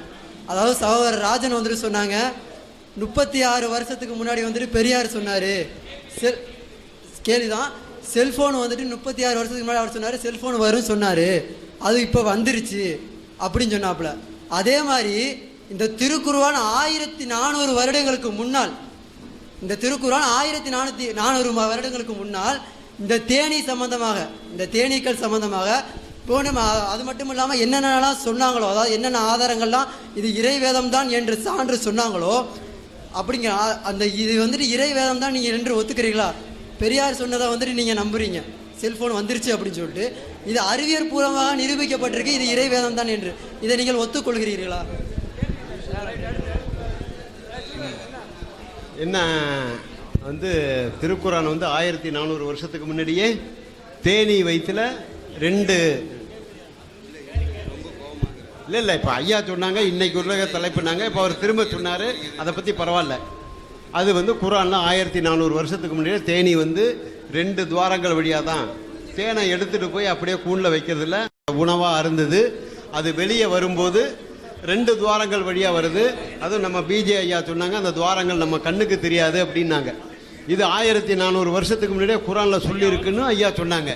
நாங்கள் என்ன சொல்கிறோன்னா, நாளைக்கு ஒரு கண்டுபிடிப்பு வரும், அதுவும் குர்ஆனில் இருக்கும். நீங்கள் பைபிளில் பார்த்தீங்கன்னா அதுலேயும் நவீன ஆராய்ச்சியெல்லாம் இருக்குது, இந்து மதத்தில் பார்த்தாலும் இருக்குது. அவங்க எல்லாம் உளறி கொட்டி வச்சுருக்காங்க, நீங்கள் தேடி பார்த்தீங்கன்னாக்கா தெரியும். இல்லாதது நீங்கள் குர்ஆன் மட்டும் படிச்சிருக்கீங்க, அதனால அதில் இருக்குன்னு சொல்கிறீங்க. நான் பைபிளும் படிச்சிருக்கேன், நான் பகவத்கீதையும் படிச்சிருக்கேன். யாரும் குறிப்பாக இப்படின்னு சொல்லவில்லை. ஒரே ஒரு இது ஏதோ இந்த படத்தை கூட கொஞ்சம் முன்னாடி கொஞ்சம் இது சிறுமைப்படுத்தி பேசினாங்க, இந்த படம்லாம் அது நியாயமா அப்படின்னு. ஐயா ஒரு நிமிஷம் ஐயா, அதாவது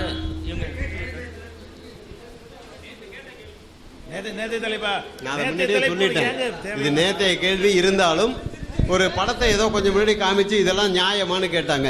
அப்போ அந்த தேனி படம் என்ன 1400 வருஷத்துக்கு முன்னாடி போட்ட படமா? அது இப்போ போட்ட படம் தானேங்க. அப்போ கருத்து வந்து குர்ஆனில் இருக்கிறது, ஆனால் படம் இப்போ இருக்கிற படம். நம்ம ரெண்டையும் ஒப்பிட்டு பார்த்து ஒத்துக்கிறோம் இல்லையா? அதே மாதிரி எல்லாத்தையும் ஒத்துக்கிட்டு போனால் பிரச்சனையே கிடையாது. நம்ம ஒத்துட்டு போக தானே வந்திருக்கோம், சண்டை போட்டு போக வந்திருக்கிறோம். என்னுடைய பதில் சரியா இருக்கான்னு சொல்லுங்க, இல்லைன்னா திரும்ப நல்லா விவரமா சொல்றேன். ஏன்னா அடுத்த தோழர்களுக்கு வாய்ப்பு கொடுக்கணும். அடுத்த கேள்வி கேளுங்கம்மா. அனைவரும் மீதும் இறைவன் சாந்திய சமாதானம் என்று நிலவட்டுமாக. தீக்க சகோதரருக்கு ஒரு கேள்வி என்னன்னு சொன்னா, சமீபத்தில் திருவாரூர் நகரத்தில் சேர்ந்தவனா ஒரு வெங்கல சிலை வந்து ஒன்று திறப்பு பண்ணாங்க. நீங்கள் வந்து 10 ரூபாய்க்கு நாங்கள் திருமணத்தை ரிஜிஸ்டர் பண்ணிடுறோம் முடிச்சிடறோன்னு சொன்னீங்க. 6 லட்ச ரூபா செலவு பண்ணி ஒரு வெங்கல சிலை திறந்துருக்குறாங்க. இந்த 6 லட்ச ரூபா திறந்ததெல்லாம் ஒரு பக்கம் இருக்கட்டும், நம்ம வந்து கழிவா நினைக்கக்கூடிய காகங்கள் அதெல்லாம் என்ன செய்யுது, அந்த வெங்கல சிலை மீது 6 லட்ச ரூபா மதிப்புள்ள வெங்கல சிலை மீது மேலே கொட்டுது. அதை கூட மறைக்கிறதுக்கு ஒரு கொடை கூட வைக்கல. ஆனால் 6 லட்ச ரூபாய்க்கு செலவு பண்ணி உருவ சிலை செஞ்சவங்க ஏன் அதை வைக்கல? இதை பகுத்தறிவுன்னு நினைக்கிறதா? அதுக்கு அடுத்து என்னன்னா, 4 மணி நேரம் டிராஃபிக் ஜாம் ஆனிச்சு. அந்த ஒரு கத்திரிக்கோள் வெட்டி திறப்புலாம் நடத்துவதற்கு 4 மணி நேரம். அப்போ 4 மணி நேரம் பயணிகள் பக்கத்தில் பஸ் ஸ்டாண்ட் இருந்ததுன்னா 4 மணி நேரம் பயணிகள் வந்து அலக்கழிக்கப்பட்டாங்க. இது மனிதனை எந்த நேரத்தில் எப்படி மனிதநேயமாகும்? நீங்கள் இதுக்கு வந்து விளக்கம் சொன்ன மாதிரி கேட்டுக்கொள்ளுங்க. இது ஒரு நல்ல கேள்வி தான். வாதத்தில் வச்சது அது வாதத்தில் வச்சதை கேளுங்க. அந்த ஊரில் செஞ்ச அந்த ஊரில் தான் அப்படி பதில் சொல்லுங்க. இல்லை இப்போ ஐயா சொன்னார் திருவாரூரில் வந்து ஒரு 6 லட்சம் ரூபாய்க்கு ஒரு செலவு வச்சுருக்காங்க. அது மேலே மழை பெய்யுது, ஒரு குடை கூட வைக்கல அப்படின்னு சொன்னாங்க. மழை பெய்யறதுனால ஒன்றும் பெரியார் சிலைக்கு சளி பிடிக்க போகிறது கிடையாது. அவர் ஜலதோஷத்துக்கு அமிர்தாஞ்சனம் ஆஸ்பிரோவோ சாப்பிட போகிறது கிடையாது. அது ஒரு சிலை, நான் முன்னாடி சொன்ன மாதிரி ஒரு நினைவு சின்னம். அப்புறம் இன்னொரு கேள்வி ஒன்று நல்லா கேட்டாங்க. அந்த சிலை வச்சு ஒரு ரிப்பனை வந்து கத்திரிக்கோலை வெட்டுறதுக்கு 4 மணி நேரம் போக்குவரத்து வந்து தடை பண்ணாங்க, மக்கள் பாதிச்சாங்கன்னாங்க. தயவுசெய்து ஒரே ஒரு முறை கும்பகோணம் வாங்க. இந்த சந்தனக்கூடு அன்னைக்கு பஸ்ஸையே திருப்பி விட்டுறாங்க வருஷா வருஷம். இது இந்த திருவாரூரில் செஞ்சது தவறு தான். நான் அதை வந்து சரிப்படுத்தலை. 4 மணி நேரம் போக்குவரத்தை வந்து ஒரு ரிப்பனை 2 நிமிஷத்தில் வெட்டுற ரிப்பனை வந்து 4 மணி நேரம் போக்குவரத்தை தடை பண்ணி மக்களுக்கு இடையூறு பண்ணினால் அது தவறான செய்கை தான். ஆனால் ஒவ்வொரு ஆண்டும் ஒவ்வொரு பண்டிகைக்கும் இப்போ நீங்கள் ஒரு இஸ்லாத்தை ஆதரிக்கிறதுனால சந்தனம் கூடுன்னு சொல்கிறேன். மாரியம்மனுக்கு சும்மா ஒரு குரங்கு கோயில் மாதிரி இத்தினோடு வச்சுக்கிட்டு தேர் இழுக்கிறான், 3 மணி நேரம் பஸ்ஸை விட மாட்டேங்கிறான். அவன் என்னடானா மாதாவை தேரில் வச்சு இழுத்துருவான், பஸ்ஸை விட மாட்டேங்கிறான். அதனால் எல்லா மதமும் 4:30 மணிக்கு எங்களை தூங்க விட மாட்டேங்கிறாங்களா ஐயா? தூக்கத்தை விட தொழுகையே மேலானது எந்திரிங்கிறீங்களே. உங்கள் காதில் மட்டும் விழுந்தா பரவாயில்ல. நான் 2:30 மணிக்கு மீட்டிங் போய் படுக்கிறேன், 4:30 மணிக்கு கத்துறீங்களே சீக்கிரம் எந்திரி தொழுகைக்கு வான்னு. நான் தொழுகிற ஆளா நான்? அப்போ அது நியாயங்கிறீங்களா? ஒரே ஒரு ஐயா சிலை திறக்கும் போது 4 மணி நேரம் போக்குவரத்து தடை ஆச்சு அப்படின்னு சொல்கிற நீங்கள் தினம் காலையில் தொந்தரவு பண்ணுறீங்களே. உங்கள் ஆளுங்களுக்கு மட்டும் காதில் விழுகிற மாதிரி ஒரு எலக்ட்ரானிக் கருவி இருந்தால் அந்த அல்லாஹ்கிட்டையோ வேறு யார்ட்டையாவது கேட்டு வாங்கிக்கோங்க. அதை நம்பாத எங்களுக்கு ஏன் அந்த தொல்லை? நான் 2:30 மணி 3 மணிக்கு போய் படுக்கிறேன். இப்போ நீங்களே ஒரு வாரம் இரவு பகல் வேலை செய்யுங்க, அதுக்கப்புறம் போய் படுங்க. காலையில் 4 மணிக்கு வந்து தூக்கத்தை விட தொழுகையே மேலானது வாங்கன்னா வருவீங்களா? தொழுகையை விட தூக்கமே மேலானதுன்னு தூங்குவீங்க. அதுதான் உண்மை. ஏன்னா உடம்பு வலி உடம்பு வசதி பட்டவங்களுக்கு தெரியும். அதனால் அந்த தப்புங்கிறது உங்ககிட்டையும் இருக்குது எங்ககிட்டையும் இருக்குது. நான் எங்ககிட்ட இல்லைன்னு சொல்லலை, அதை ஒரு குறையாக சொல்லாதீங்க. அடுத்தது அஸ்ஸலாமு அலைக்கும் வரஹ்மத்துல்லாஹி தஆலா வபரகாத்து. அவர் லாஸ்ட்டாக அவர் முடிக்கும் போது ஒரு சகோதரர் வந்து பரிபாடலில் மதம்னு சொன்னார். அப்போ இஸ்லாம் வந்து மதமானது ஃபஸ்ட்டு உங்கள்கிட்ட ஒரு கேள்வி கேட்குறேன். அடுத்த கேள்வி என்னென்னா, மனிதனுக்கு காமம் செக்ஸ் வந்து இயற்கையாகவே படைக்கப்பட்டிருக்குதுன்னு நீங்கள் தான் சொன்னீங்க. இப்போ பெரியார் ஏன் அந்த செக்ஸுக்காக ஏன் திருமணம் பண்ணலை? ஒரு சொத்துக்காக அதுக்காக திருமண காரணம் சொல்லக்கூடியவர் இந்த செக்ஸுக்காக ஏன் வரல? அது 2 கேள்வி. அஸ்ஸலாமு அலைக்கும்.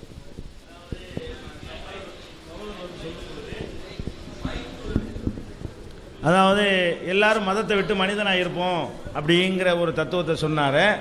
இஸ்லாங்கிறது மதமான்னு கேட்குறாரு. அதாவது மதத்தை விட்டுருவோம் எல்லாருன்னு சொல்லக்கூடிய அவர்கள் இதுவரைக்கும் நம்ம நிறுவன லாஸ்ட்டாக உள்ள விவாதப்படி கூட ஒரு முறைப்படுத்தப்பட்ட ஒரு மதமாக தான் இருக்கிறாங்க. அது ஒரு மதம் தான். வழங்குதா? பெரியார் சொன்னதை அப்படி நியாயப்படுத்தி கொண்டு போவது ஒரு மதம் தான்.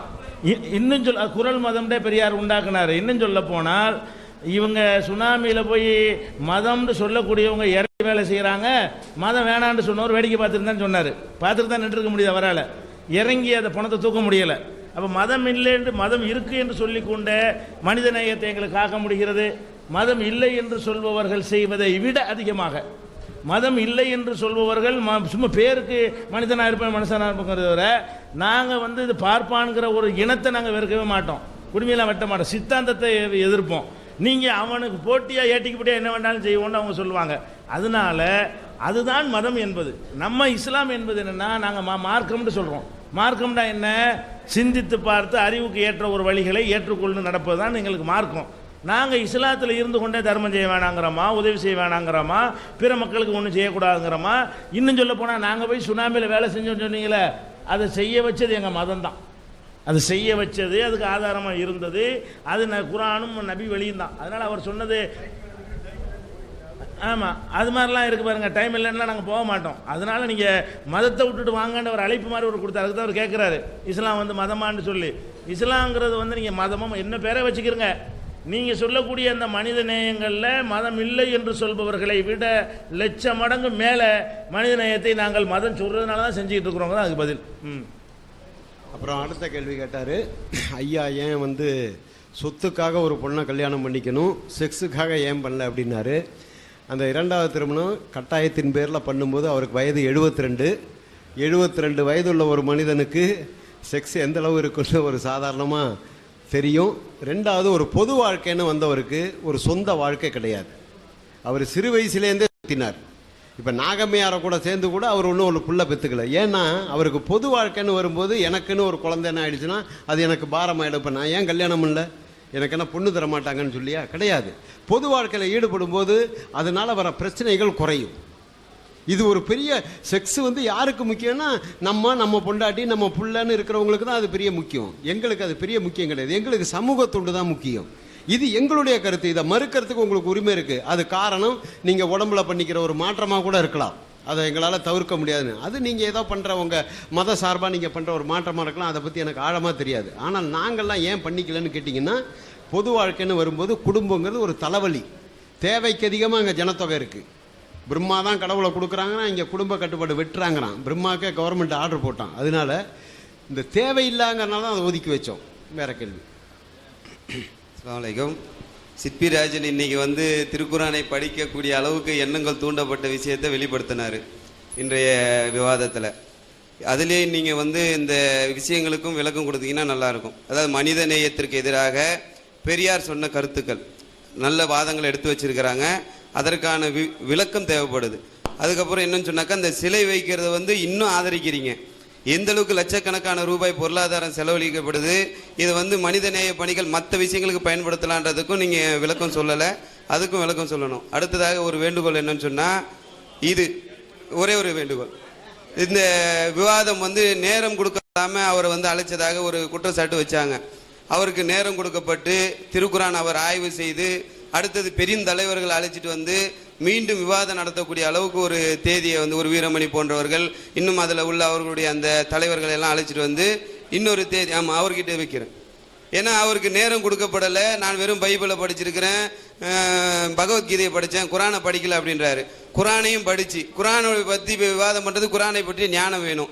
இப்போ நீங்கள் பைபிளையும் இது பகவத்கீதையும் படிச்சிருக்கிறீங்களா அப்படின்றத நீங்களும் விளக்கணும்.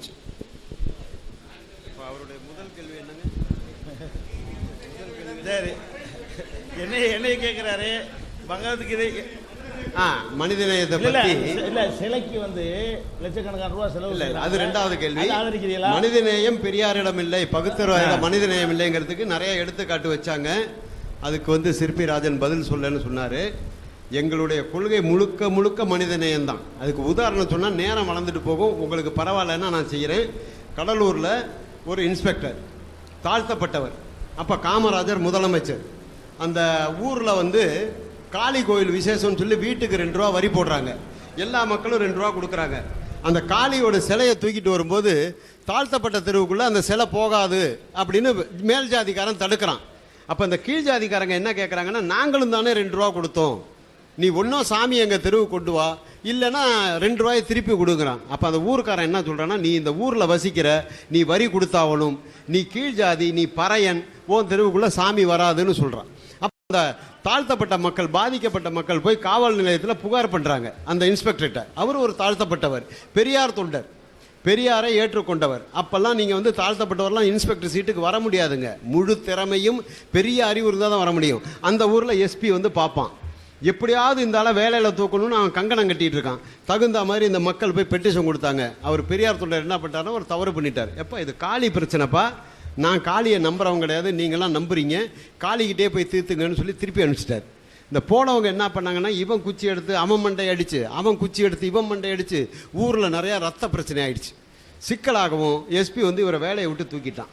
இந்த இன்ஸ்பெக்டர் வந்து சரியாக வேலை செய்யாததுனால இவரை வந்து பணி நீக்கம் செய்யப்பட்டேன்னு. அப்போ அந்த தாழ்த்தப்பட்டவர் என்ன பண்ணுறாருன்னா, நேராக பெரியார்கிட்ட போகிறார். பெரியார்கிட்ட போய், ஐயா இந்த மாதிரி ஒரு தவறு நடந்து போச்சு, நான் வந்து கடலூரில் இன்ஸ்பெக்டராக இருக்கேன், ஊர் பிரச்சனை வந்தாங்க, காளிக்கிட்ட போய் தீர்த்துக்கன்னு சொன்னேன், என்னை வேலையை விட்டு தூக்கிட்டான்னார். ஐயா என்ன தெரியுங்களா சொன்னார், சி எந்திரிச்சு போ வெளியே முதல்லன்னார். எந்திரிச்சு போயா வெளியே, உனக்கு எதுக்கு அரசு சம்பளம் கொடுக்குறான், உனக்கு கொடுத்த கட்டளையை நிறைவேற்றுவதற்கு. ஊரில் வந்து பிரச்சனை வராமல் பார்க்க தான் உனக்கு அங்கே சம்பளம் கொடுத்து உட்கார வச்சுருக்கான். உனக்கு கடவுள் இல்லைன்னு தெரியும், அந்த முட்டாளுக்கு தெரியுமா? நீ போய் தீர்த்து வைக்கிறத விட்டுட்டு இங்கே வந்து வேலை வெளியே போயான்னு கொச்ச வார்த்தையில் திட்டார். சின்ன பிள்ளைய கூட வாங்க போங்கன்னு பேசுகிற பெரியார் திட்டிவிட்டு அப்புறம் சொல்கிறாரு, ஏயா நீங்கள்லாம் அந்த நாற்காலிக்கு வரணும்னு தானே நான் கடவுள் இல்லைன்னு சொல்லிட்டு இருக்கேன், அங்கே போய் உட்காந்ததுக்கப்புறம் அந்த சாமியை கும்பிட்டு போய் உனக்கு என்ன குறைஞ்சி போகுதுன்னு கேட்குறாரு. தோழர்களே, தயவு செய்து மனதில் வைத்துக் கொள்ளுங்கள், சொல்வது தந்தை பெரியார். நீங்கள்லாம் அந்த நாற்காலிக்கு வரணுங்கிறதுக்காக தானே நான் இந்த பாடுபட்டுக்கிட்டு இருக்கேன். நீங்கள் அங்கே போய் உட்காந்ததுக்கப்புறம் சாமியை கும்பிட்டு தொலைங்களேன், உங்களுக்கு என்ன கஷ்டம்னு கேட்குறாரு. அப்புறம் அவருடைய உணர்வு கடவுளை மறுப்பதா மனித நேயமா, அது நீங்கள் தான் முடிவு பண்ணிக்கணும். ரெண்டாவது, இது உண்மையிலுமே நடந்தது. அதுக்கப்புறம் என்ன சொல்கிறாரு, அவர் வந்த உடனே காமராஜருக்கு ஃபோன் பண்ணி அந்த பையன் அவசரப்பட்டு ஏதோ பேசிட்டாரு, அவருக்கு ஏதாவது பண்ணுங்க ஏன்னாரு. கடலூர் வரத்துக்குள்ள இன்ஸ்பெக்டருக்கு காமராஜர் வேலை திருப்பி போட்டு கொடுத்துட்டார். அதனால அவருக்கு கடவுள் மறுப்பை விட மனித நேயம்தான் அவர் இருந்தார். ரெண்டாவது கேள்வி என்னங்க, சிலைக்கு இவ்வளவு ரூபா செலவு பண்ணுறீங்களே, இந்த பணத்தை வந்து வேற நல் வழியில் செலவுப்படுத்தக்கூடாதா அப்படின்னு கேட்குறீங்க. நாங்கள் என்ன சொல்கிறோன்னா, சில பேரை நாம் மறக்கக்கூடாது. அவர்களுக்கு சிலை இருப்பது தான். நான் தான் சொன்னேன் கொஞ்சம் முன்னாடி, நம்மளை அடிமையாக வச்சுருந்த வெள்ளைக்காரனுக்கெல்லாம் ஒரு முழுக்க சிலை வச்சுருக்கிறோம். நமக்காக வாழ்ந்த பெரியாருக்கு சிலை வைக்கிறது என்ன தப்பு? நாங்கள் ஒரு 10 நாள் பிரச்சாரம் பண்ணலன்னா இவன் இந்த எல்லைக்கல்லை கும்பிட ஆரம்பிச்சிடறாங்க. இந்த திண்டுக்கல் 10 கிலோமீட்டர் போனால் அதுக்கிட்ட சூடத்தை கொளுத்தி கும்பிட ஆரம்பிச்சாங்க. ஒரு 10 நாள் நாங்கள் பிரச்சாரம் பண்ணலன்னா, அப்போ எங்களுடைய இயக்கம் வந்து ஒரு பிரச்சார இயக்கம். தினம் நாங்கள் பிரச்சாரம் பண்ணிக்கிட்டே இருக்கணும். பிரச்சாரம் பண்ணுறதுக்கு இப்போ ஒன்றே ஒரு உதாரணம் வச்சுங்க. சங்கராச்சாரியா கைது பண்ணாங்க. கைது பண்ணப்போ தமிழ்நாட்டில் ஒரு சின்ன பொட்டி கடை கூட அடைக்கப்படவில்லை. நீங்கள் எல்லாரும் பார்த்துருப்பீங்க. குஜராத்தில் நரேந்திர மோடி ஆள்ற ஊரில் பஸ்ஸை எரிக்கிறான். மகாராஷ்டிராவில் பால் தாக்கரே பஸ்ஸை எரிக்கிறான். ஆனால் கைது பட்டது தமிழ்நாட்டில். ஏன் தமிழ்நாட்டில் ஒரு சின்ன பொட்டி கடை அடைக்கல? காஞ்சிபுரத்தில் மட்டும் 23 கடைகள் மடத்துக்கு சொந்தமான கடை, ஒரு கடை கூட அடைக்கல மடத்து வாசல்லையே. ஒரு சினிமா நடிகன் ஒரு 5 கோடி ரூபா 10 கோடி ரூபா வாங்கிட்டு இந்த நடிகை உடம்ப நக்கரவன் இன்னைக்கு கைது பண்ணால் இன்றைக்கி தமிழ்நாட்டில் 15 பஸ் எறியுங்க. உங்களுக்கு தெரிஞ்ச சமாச்சாரம் தான். அது எந்த நடிகனாக வேணாலும் இருக்கலாம். ஒரு நடிகனுக்கு கொடுக்குற மரியாதை கூட அந்த சங்கராச்சாரிக்கு இந்த மக்கள் கொடுக்கல. ஏன் தெரியுங்களா? எங்கே பார்த்தாலும் ஐயா சிலை இருக்கிறதுனால தான். ஐயா சிலைக்கு கீழே அந்த கருத்து இருக்கிறதுனால தான். இந்த ஐயா சிலையும் இந்த கருத்தும் இல்லைன்னா இந்த மக்கள் மறந்து போயிடுவான். இவன் நன்றி கெட்டவன். இவன் தினம் பார்த்துக்கிட்டே இருக்கணும். பார்த்து அறிவு வரணும்னால அயோக்கியன் காட்டு மிராண்டின்னு நாங்கள் திட்டினதுனால அந்த சங்கராச்சாரிய கைது அன்னைக்கு ஒரு சின்ன ஒரு கலவரைப்போ ஒரு கலவரமோ இந்த தமிழ்நாட்டில் எங்கேயுமே நடக்கலை. அது சரின்னு நினைக்கிறேன். மூணாவது, குரான் கொடுத்தார்கள், நன்றி தெரிவித்தேன். அதை கண்டிப்பாக படிப்பேன். ஆனால் இஸ்லாத்தை ஏற்றுக்கிறதுக்காக இல்லை. கொஞ்சம் முன்னாடியே சொன்னேன். சரியாக இருந்தால் ஏற்றுக்கிறதுல எனக்கு மாற்று கருத்தும் கிடையாது. அது சரியாக இருந்தால் எங்களோட பகுத்தறிவுங்கிறது அதுதானங்க. எது சரின்னு பார்த்து அதை ஏற்றுக்கிறதானே பார்த்து முழுக்க படித்து பார்க்குறேன். எங்கள் கண்ணுக்கு தப்பு தான் தெரியும். ஏன்னா நாங்கள் குறை கண்டுபிடிக்கிற ஆள். சரி இருந்தால் ஏற்றுக்கிறதுல குறைவில்லை. கண்டிப்பாக பொதுமக்கள் எல்லாரையும் கூப்பிட்டு இதை விட ஒரு பெரிய அரங்கில் நீங்கள் நல்ல ஏற்பாடு பண்ணுங்க. எங்களுக்கு எந்த வித குறையும் இல்லாமல் நாங்கள் வந்து இப்போ கூட தோழர்கள் நான் என்ன சொன்னேன், 1 மணிக்கு நாங்கள் ஊருக்கு கிளம்பணும். அது வரைக்கும் நாங்கள் உட்காந்து பதில் சொல்ல தயார். ஏன்னா எவ்வளவோ தெரிஞ்சுக்கணும்னு ஆசைப்பட்டு தான் நீங்கள் வந்திருப்பீங்க. உங்களுக்கும் நிறையா தெரியும். அதை உங்கள் கேள்வி மூலம் நாங்களும் தெரிஞ்சுக்கலாம். நாங்கள் சொல்கிற பதில் திருப்தி இல்லைன்னா கூட இன்னொரு இடத்துல கேட்கும்போது உங்களுக்கு திருப்தியாக இருக்கும். இது ஒரு கருத்து பரிமாற்றம் தானே தவிர நான் சொல்கிறது அவ்வளவுமே உண்மை, இதை தவிர வேற ஒன்றும் இல்லைன்னு சொல்கிறதுக்கு நாங்கள் யாருமே ஆள் கிடையாது. ஐயா கூட அதை சொல்லலை. எனக்கு சரின்னு பட்டதை சொல்கிறேன், உங்களுக்கு புரிஞ்சா எடுத்துங்க, இல்லைன்னா விட்டுருங்கன்னு சொன்னதை தவிர நான் சொன்னதை அப்படியே நம்புன்னு சொல்லலை. இப்போ கொஞ்சம் முன்னாடி ஐயா சொன்னாங்க, அவர் ஏன் டைனோசரை படைச்சாரு அதை படைச்சால கேள்வியெல்லாம் கேட்கக்கூடாதுன்னாரு. அது ஆத்திகம். கேள்வி கேட்கக்கூடாதுன்னு சொல்கிறது ஆத்திகம். நாத்திகம் என்னன்னு சொன்னால், யார் எதை சொன்னாலும் நம்பாதீர்கள், ஏன் எதற்கு எப்படி என்று கேள்வி கேளுங்கள். கேள்வி கேட்டால் தான் பதில் வரும். அந்த பதில் என்கிட்ட வர்றது தப்பாக இருந்தால் நீங்கள் திரும்ப என்ன இது பண்ணலாம். பயந்துக்கிட்டு இருந்தால் பயபக்தியுடன் கும்பிட்டார்கள்னு சொல்கிறதுக்காக தான். கடவுளை கும்பிடணும் பயம்லாம் தேவையில்லை. நல்ல தைரியமாக இருங்க. ஐயா கேளுங்க. கடைசி கேள்வி. மறுப்பு ஏற்ற கேள்வி கேட்க விரும்புகிறேன். பகுத்தறிவு சொல்கிறீங்க. ஆனால் நேற்றுலேருந்து இன்னி வரைக்கும் பார்க்குறேன், ஒவ்வொருத்தரையும் வணக்கம்ட்டு இங்கே ஒரு பேச்சு ஆரம்பிக்கும் போதும் இங்கே 300க்கு நபர்பட்ட மேற்கள் வந்து ஆள் வந்துடுறாங்க, நபருக்கு வந்துடுறாங்க. ஒவ்வொரு முறையும் வணக்கம்ன்றீங்க. வணக்கன்றதுக்கு மீனிங் பார்த்தீங்கன்னா அவனை வணங்குறேன்றது அர்த்தம். இப்போ எங்கெல்லாம் நீங்கள் வணங்குறீங்களா? அது பகுத்தறிவா? வணக்க வழிபாடு உங்களே கிடையாதுன்றீங்க. அப்போ ஒரு மனிதனை வணங்குறீங்களே, அது ஏன்? இப்போ உங்கள் இதில் வந்து வணங்குதல்னு சொன்னால் இறைவனை மட்டும்தான் வணங்குவீங்கன்னு நினைக்கிறேன். அப்படியா? இப்போ நாங்கள்லாம் ஃபோன் பேசினா கூட வச்சுட்டுங்களான்னு கேட்பாங்க. நன்றி ஐயா வணக்கம் அப்படின்றோம். அப்போ அந்த ஆளை வணங்குறேன் ஃபோன் மூலமான அர்த்தமா? வணக்கம்ங்கிறது ஒரு தமிழ் வார்த்தைங்க, மரியாதைக்குரிய வார்த்தை. வெல்கம்னு வாசலில் போடுறோம். அப்போ என்ன எல்லாரையும் வணங்குறோன்னு அர்த்தமா? நல்வரவு வணக்கம் தானங்க வெல்கம். வணக்கம் சொல்கிறது எப்படி தொழுகையாகும், எப்படி வணங்குறதாகும்? வணக்கம்னா நல்வரவுன்னு அர்த்தம். ஐயா வணக்கம், வாங்க ஐயா, நல்லா இருக்கீங்களா, உட்காருங்கன்னா அவங்கள கும்பிடுறோன்னு அர்த்தமா? அது உங்களுடைய மத சார்புப்படி அது வேணால் அந்த இதாக இருக்கலாம். ஒரு பொதுவான கருத்துக்கு வாங்க, அது வேணால் அரபில் அதுக்கு வேறு அர்த்தமாக இருக்கலாம். அதை நீங்கள் வணக்கம்னு தமிழில் மாற்றிருக்கலாம். வணக்கம் ஐயா, வாங்க ஐயா, வணக்கம். சரி வச்சுருங்கய்யா, நன்றி வணக்கம்னு சொல்கிறோம். நன்றி. இப்போ கூட்டம் முடிஞ்ச உடனே சொல்லுவாங்க நன்றி வணக்கம்னு. அப்போ இந்த கூட்டத்தெல்லாம் கும்பிடுறோன்னு அர்த்தமா? இந்த ஹாலை கும்பிடுறோன்னு அர்த்தமா? அதனால என் மேலே தவறு இருந்தாலும் நீங்கள் திருப்பி சொல்லலாம். வணக்கம்னா தொழுகை கிடையாது. அது வேணால் உங்கள் இஸ்லாத்தில் இருக்கலாம். இது வந்து பொதுவான அரங்கு இது. ஏன்னா உங்கள் கொள்கை என்னன்னு எனக்கு தெரியாது, உங்கள் இஸ்லாத்து கொள்கை என்னன்னு எனக்கு தெரியாது. வணக்கம்னா ஒரு மரியாதைக்குரிய ஒரு சொல் தான், அது வணங்குற சொல் கிடையாது. அப்புறம் முடிச்சு போச்சுமா இல்லை, இஸ்லாத்தில் என்னன்னு கேட்டதுனால சொல்கிறேன். அதாவது நிறைய வணக்கம் கடைசி வணங்குதல் என்பதிலிருந்து தான் வணக்கம் வந்திருக்குது. ஆனால் அவங்க யாருக்கும் வணக்கம் சொல்கிறாங்க அந்த அர்த்தத்தில் சொல்கிறது இல்லை. அது தெரியுது. ஆனால் அந்த சொல்லுக்கான அர்த்தங்கும் போது அது வேறு சொல்ல மாற்றினா கொஞ்சம் நல்லாயிருக்கும். ஏன்னு கேட்டால் அதுக்கு தான் அது கண்டுபிடிச்சான். வணங்குதல் வணக்கமெல்லாம் ஒரு சொல்லேருந்து தான் உண்டாயிருக்குது. நாங்கள் யாரையும் பார்த்தோம்னா வாழ்கிறேன்னு சொல்லுவோம், அது மாதிரி வார்த்தையை மாற்றிக்குவோம், வணக்கம்னு சொல்ல மாட்டோம். ஏன்னா வணக்கம்னு நான் உங்களை வணங்கணுன்னு வருது, சொல்லுக்கு தான் அர்த்தம். ஆனால் உங்கள் செயலுக்கு அந்த அர்த்தம் இல்லை. நீங்கள் அந்த இடத்துல சொல்கிறது இல்லை. சின்ன பிள்ளைய கூட வணக்கம்பீங்க, வணங்குறன்னு அர்த்தம் இல்லை. ஆனால் அதை விட நீங்கள் அதுலேயும் பகுத்தறிவை கொஞ்சம் பயன்படுத்தி என்ன செய்யுங்க, எல்லா பேரும் சொல்லி நம்ம ஏன் சொல்லணும், நம்ம வேற ஒரு சொல்ல மாற்றுவோம்னு சொன்னால் சிறப்பாக இருக்கும், அவ்வளோதான். ஆனால் அவங்க வணங்குறதுக்கு அவங்க சொல்கிறது இல்லை தான். சரி, அதை முடிங்க. அதெல்லாம் அவங்க கேட்கலாமா? சரி. நன்றி சொல்லிடுவோமா ரெண்டு தரப்புலையும்?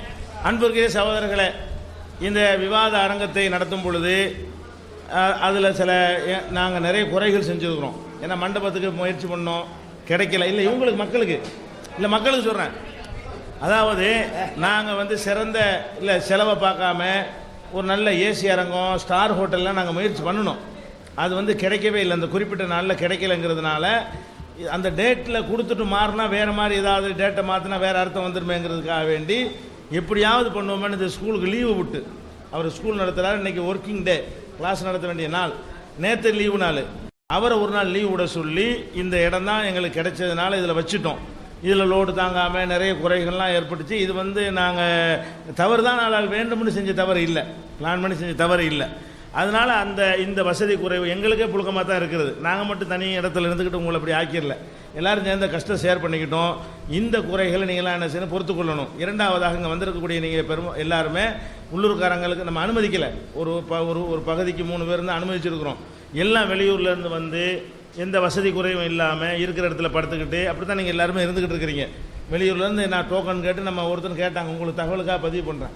எல்லாம் அவங்களுக்கு 3 தான் கொடுப்போம், மாவட்டத்துக்கு 3, அதுக்கு மேலே யாரும் வரக்கூடாதுன்னு சொன்னதுனால அறிந்து கொள்ள ஆர்வம் உள்ளவங்களாக தான் வந்திருக்கிறாங்க. அவ்வளோ பேருமே வந்து வெளியூர்லேருந்து வந்து என்ன கஷ்டப்படுவாங்கன்னு உங்களுக்கு தெரியும். அந்த மாதிரியெல்லாம் உங்களுக்கு நாங்கள் சிரமம் வச்சுருக்குறோம்.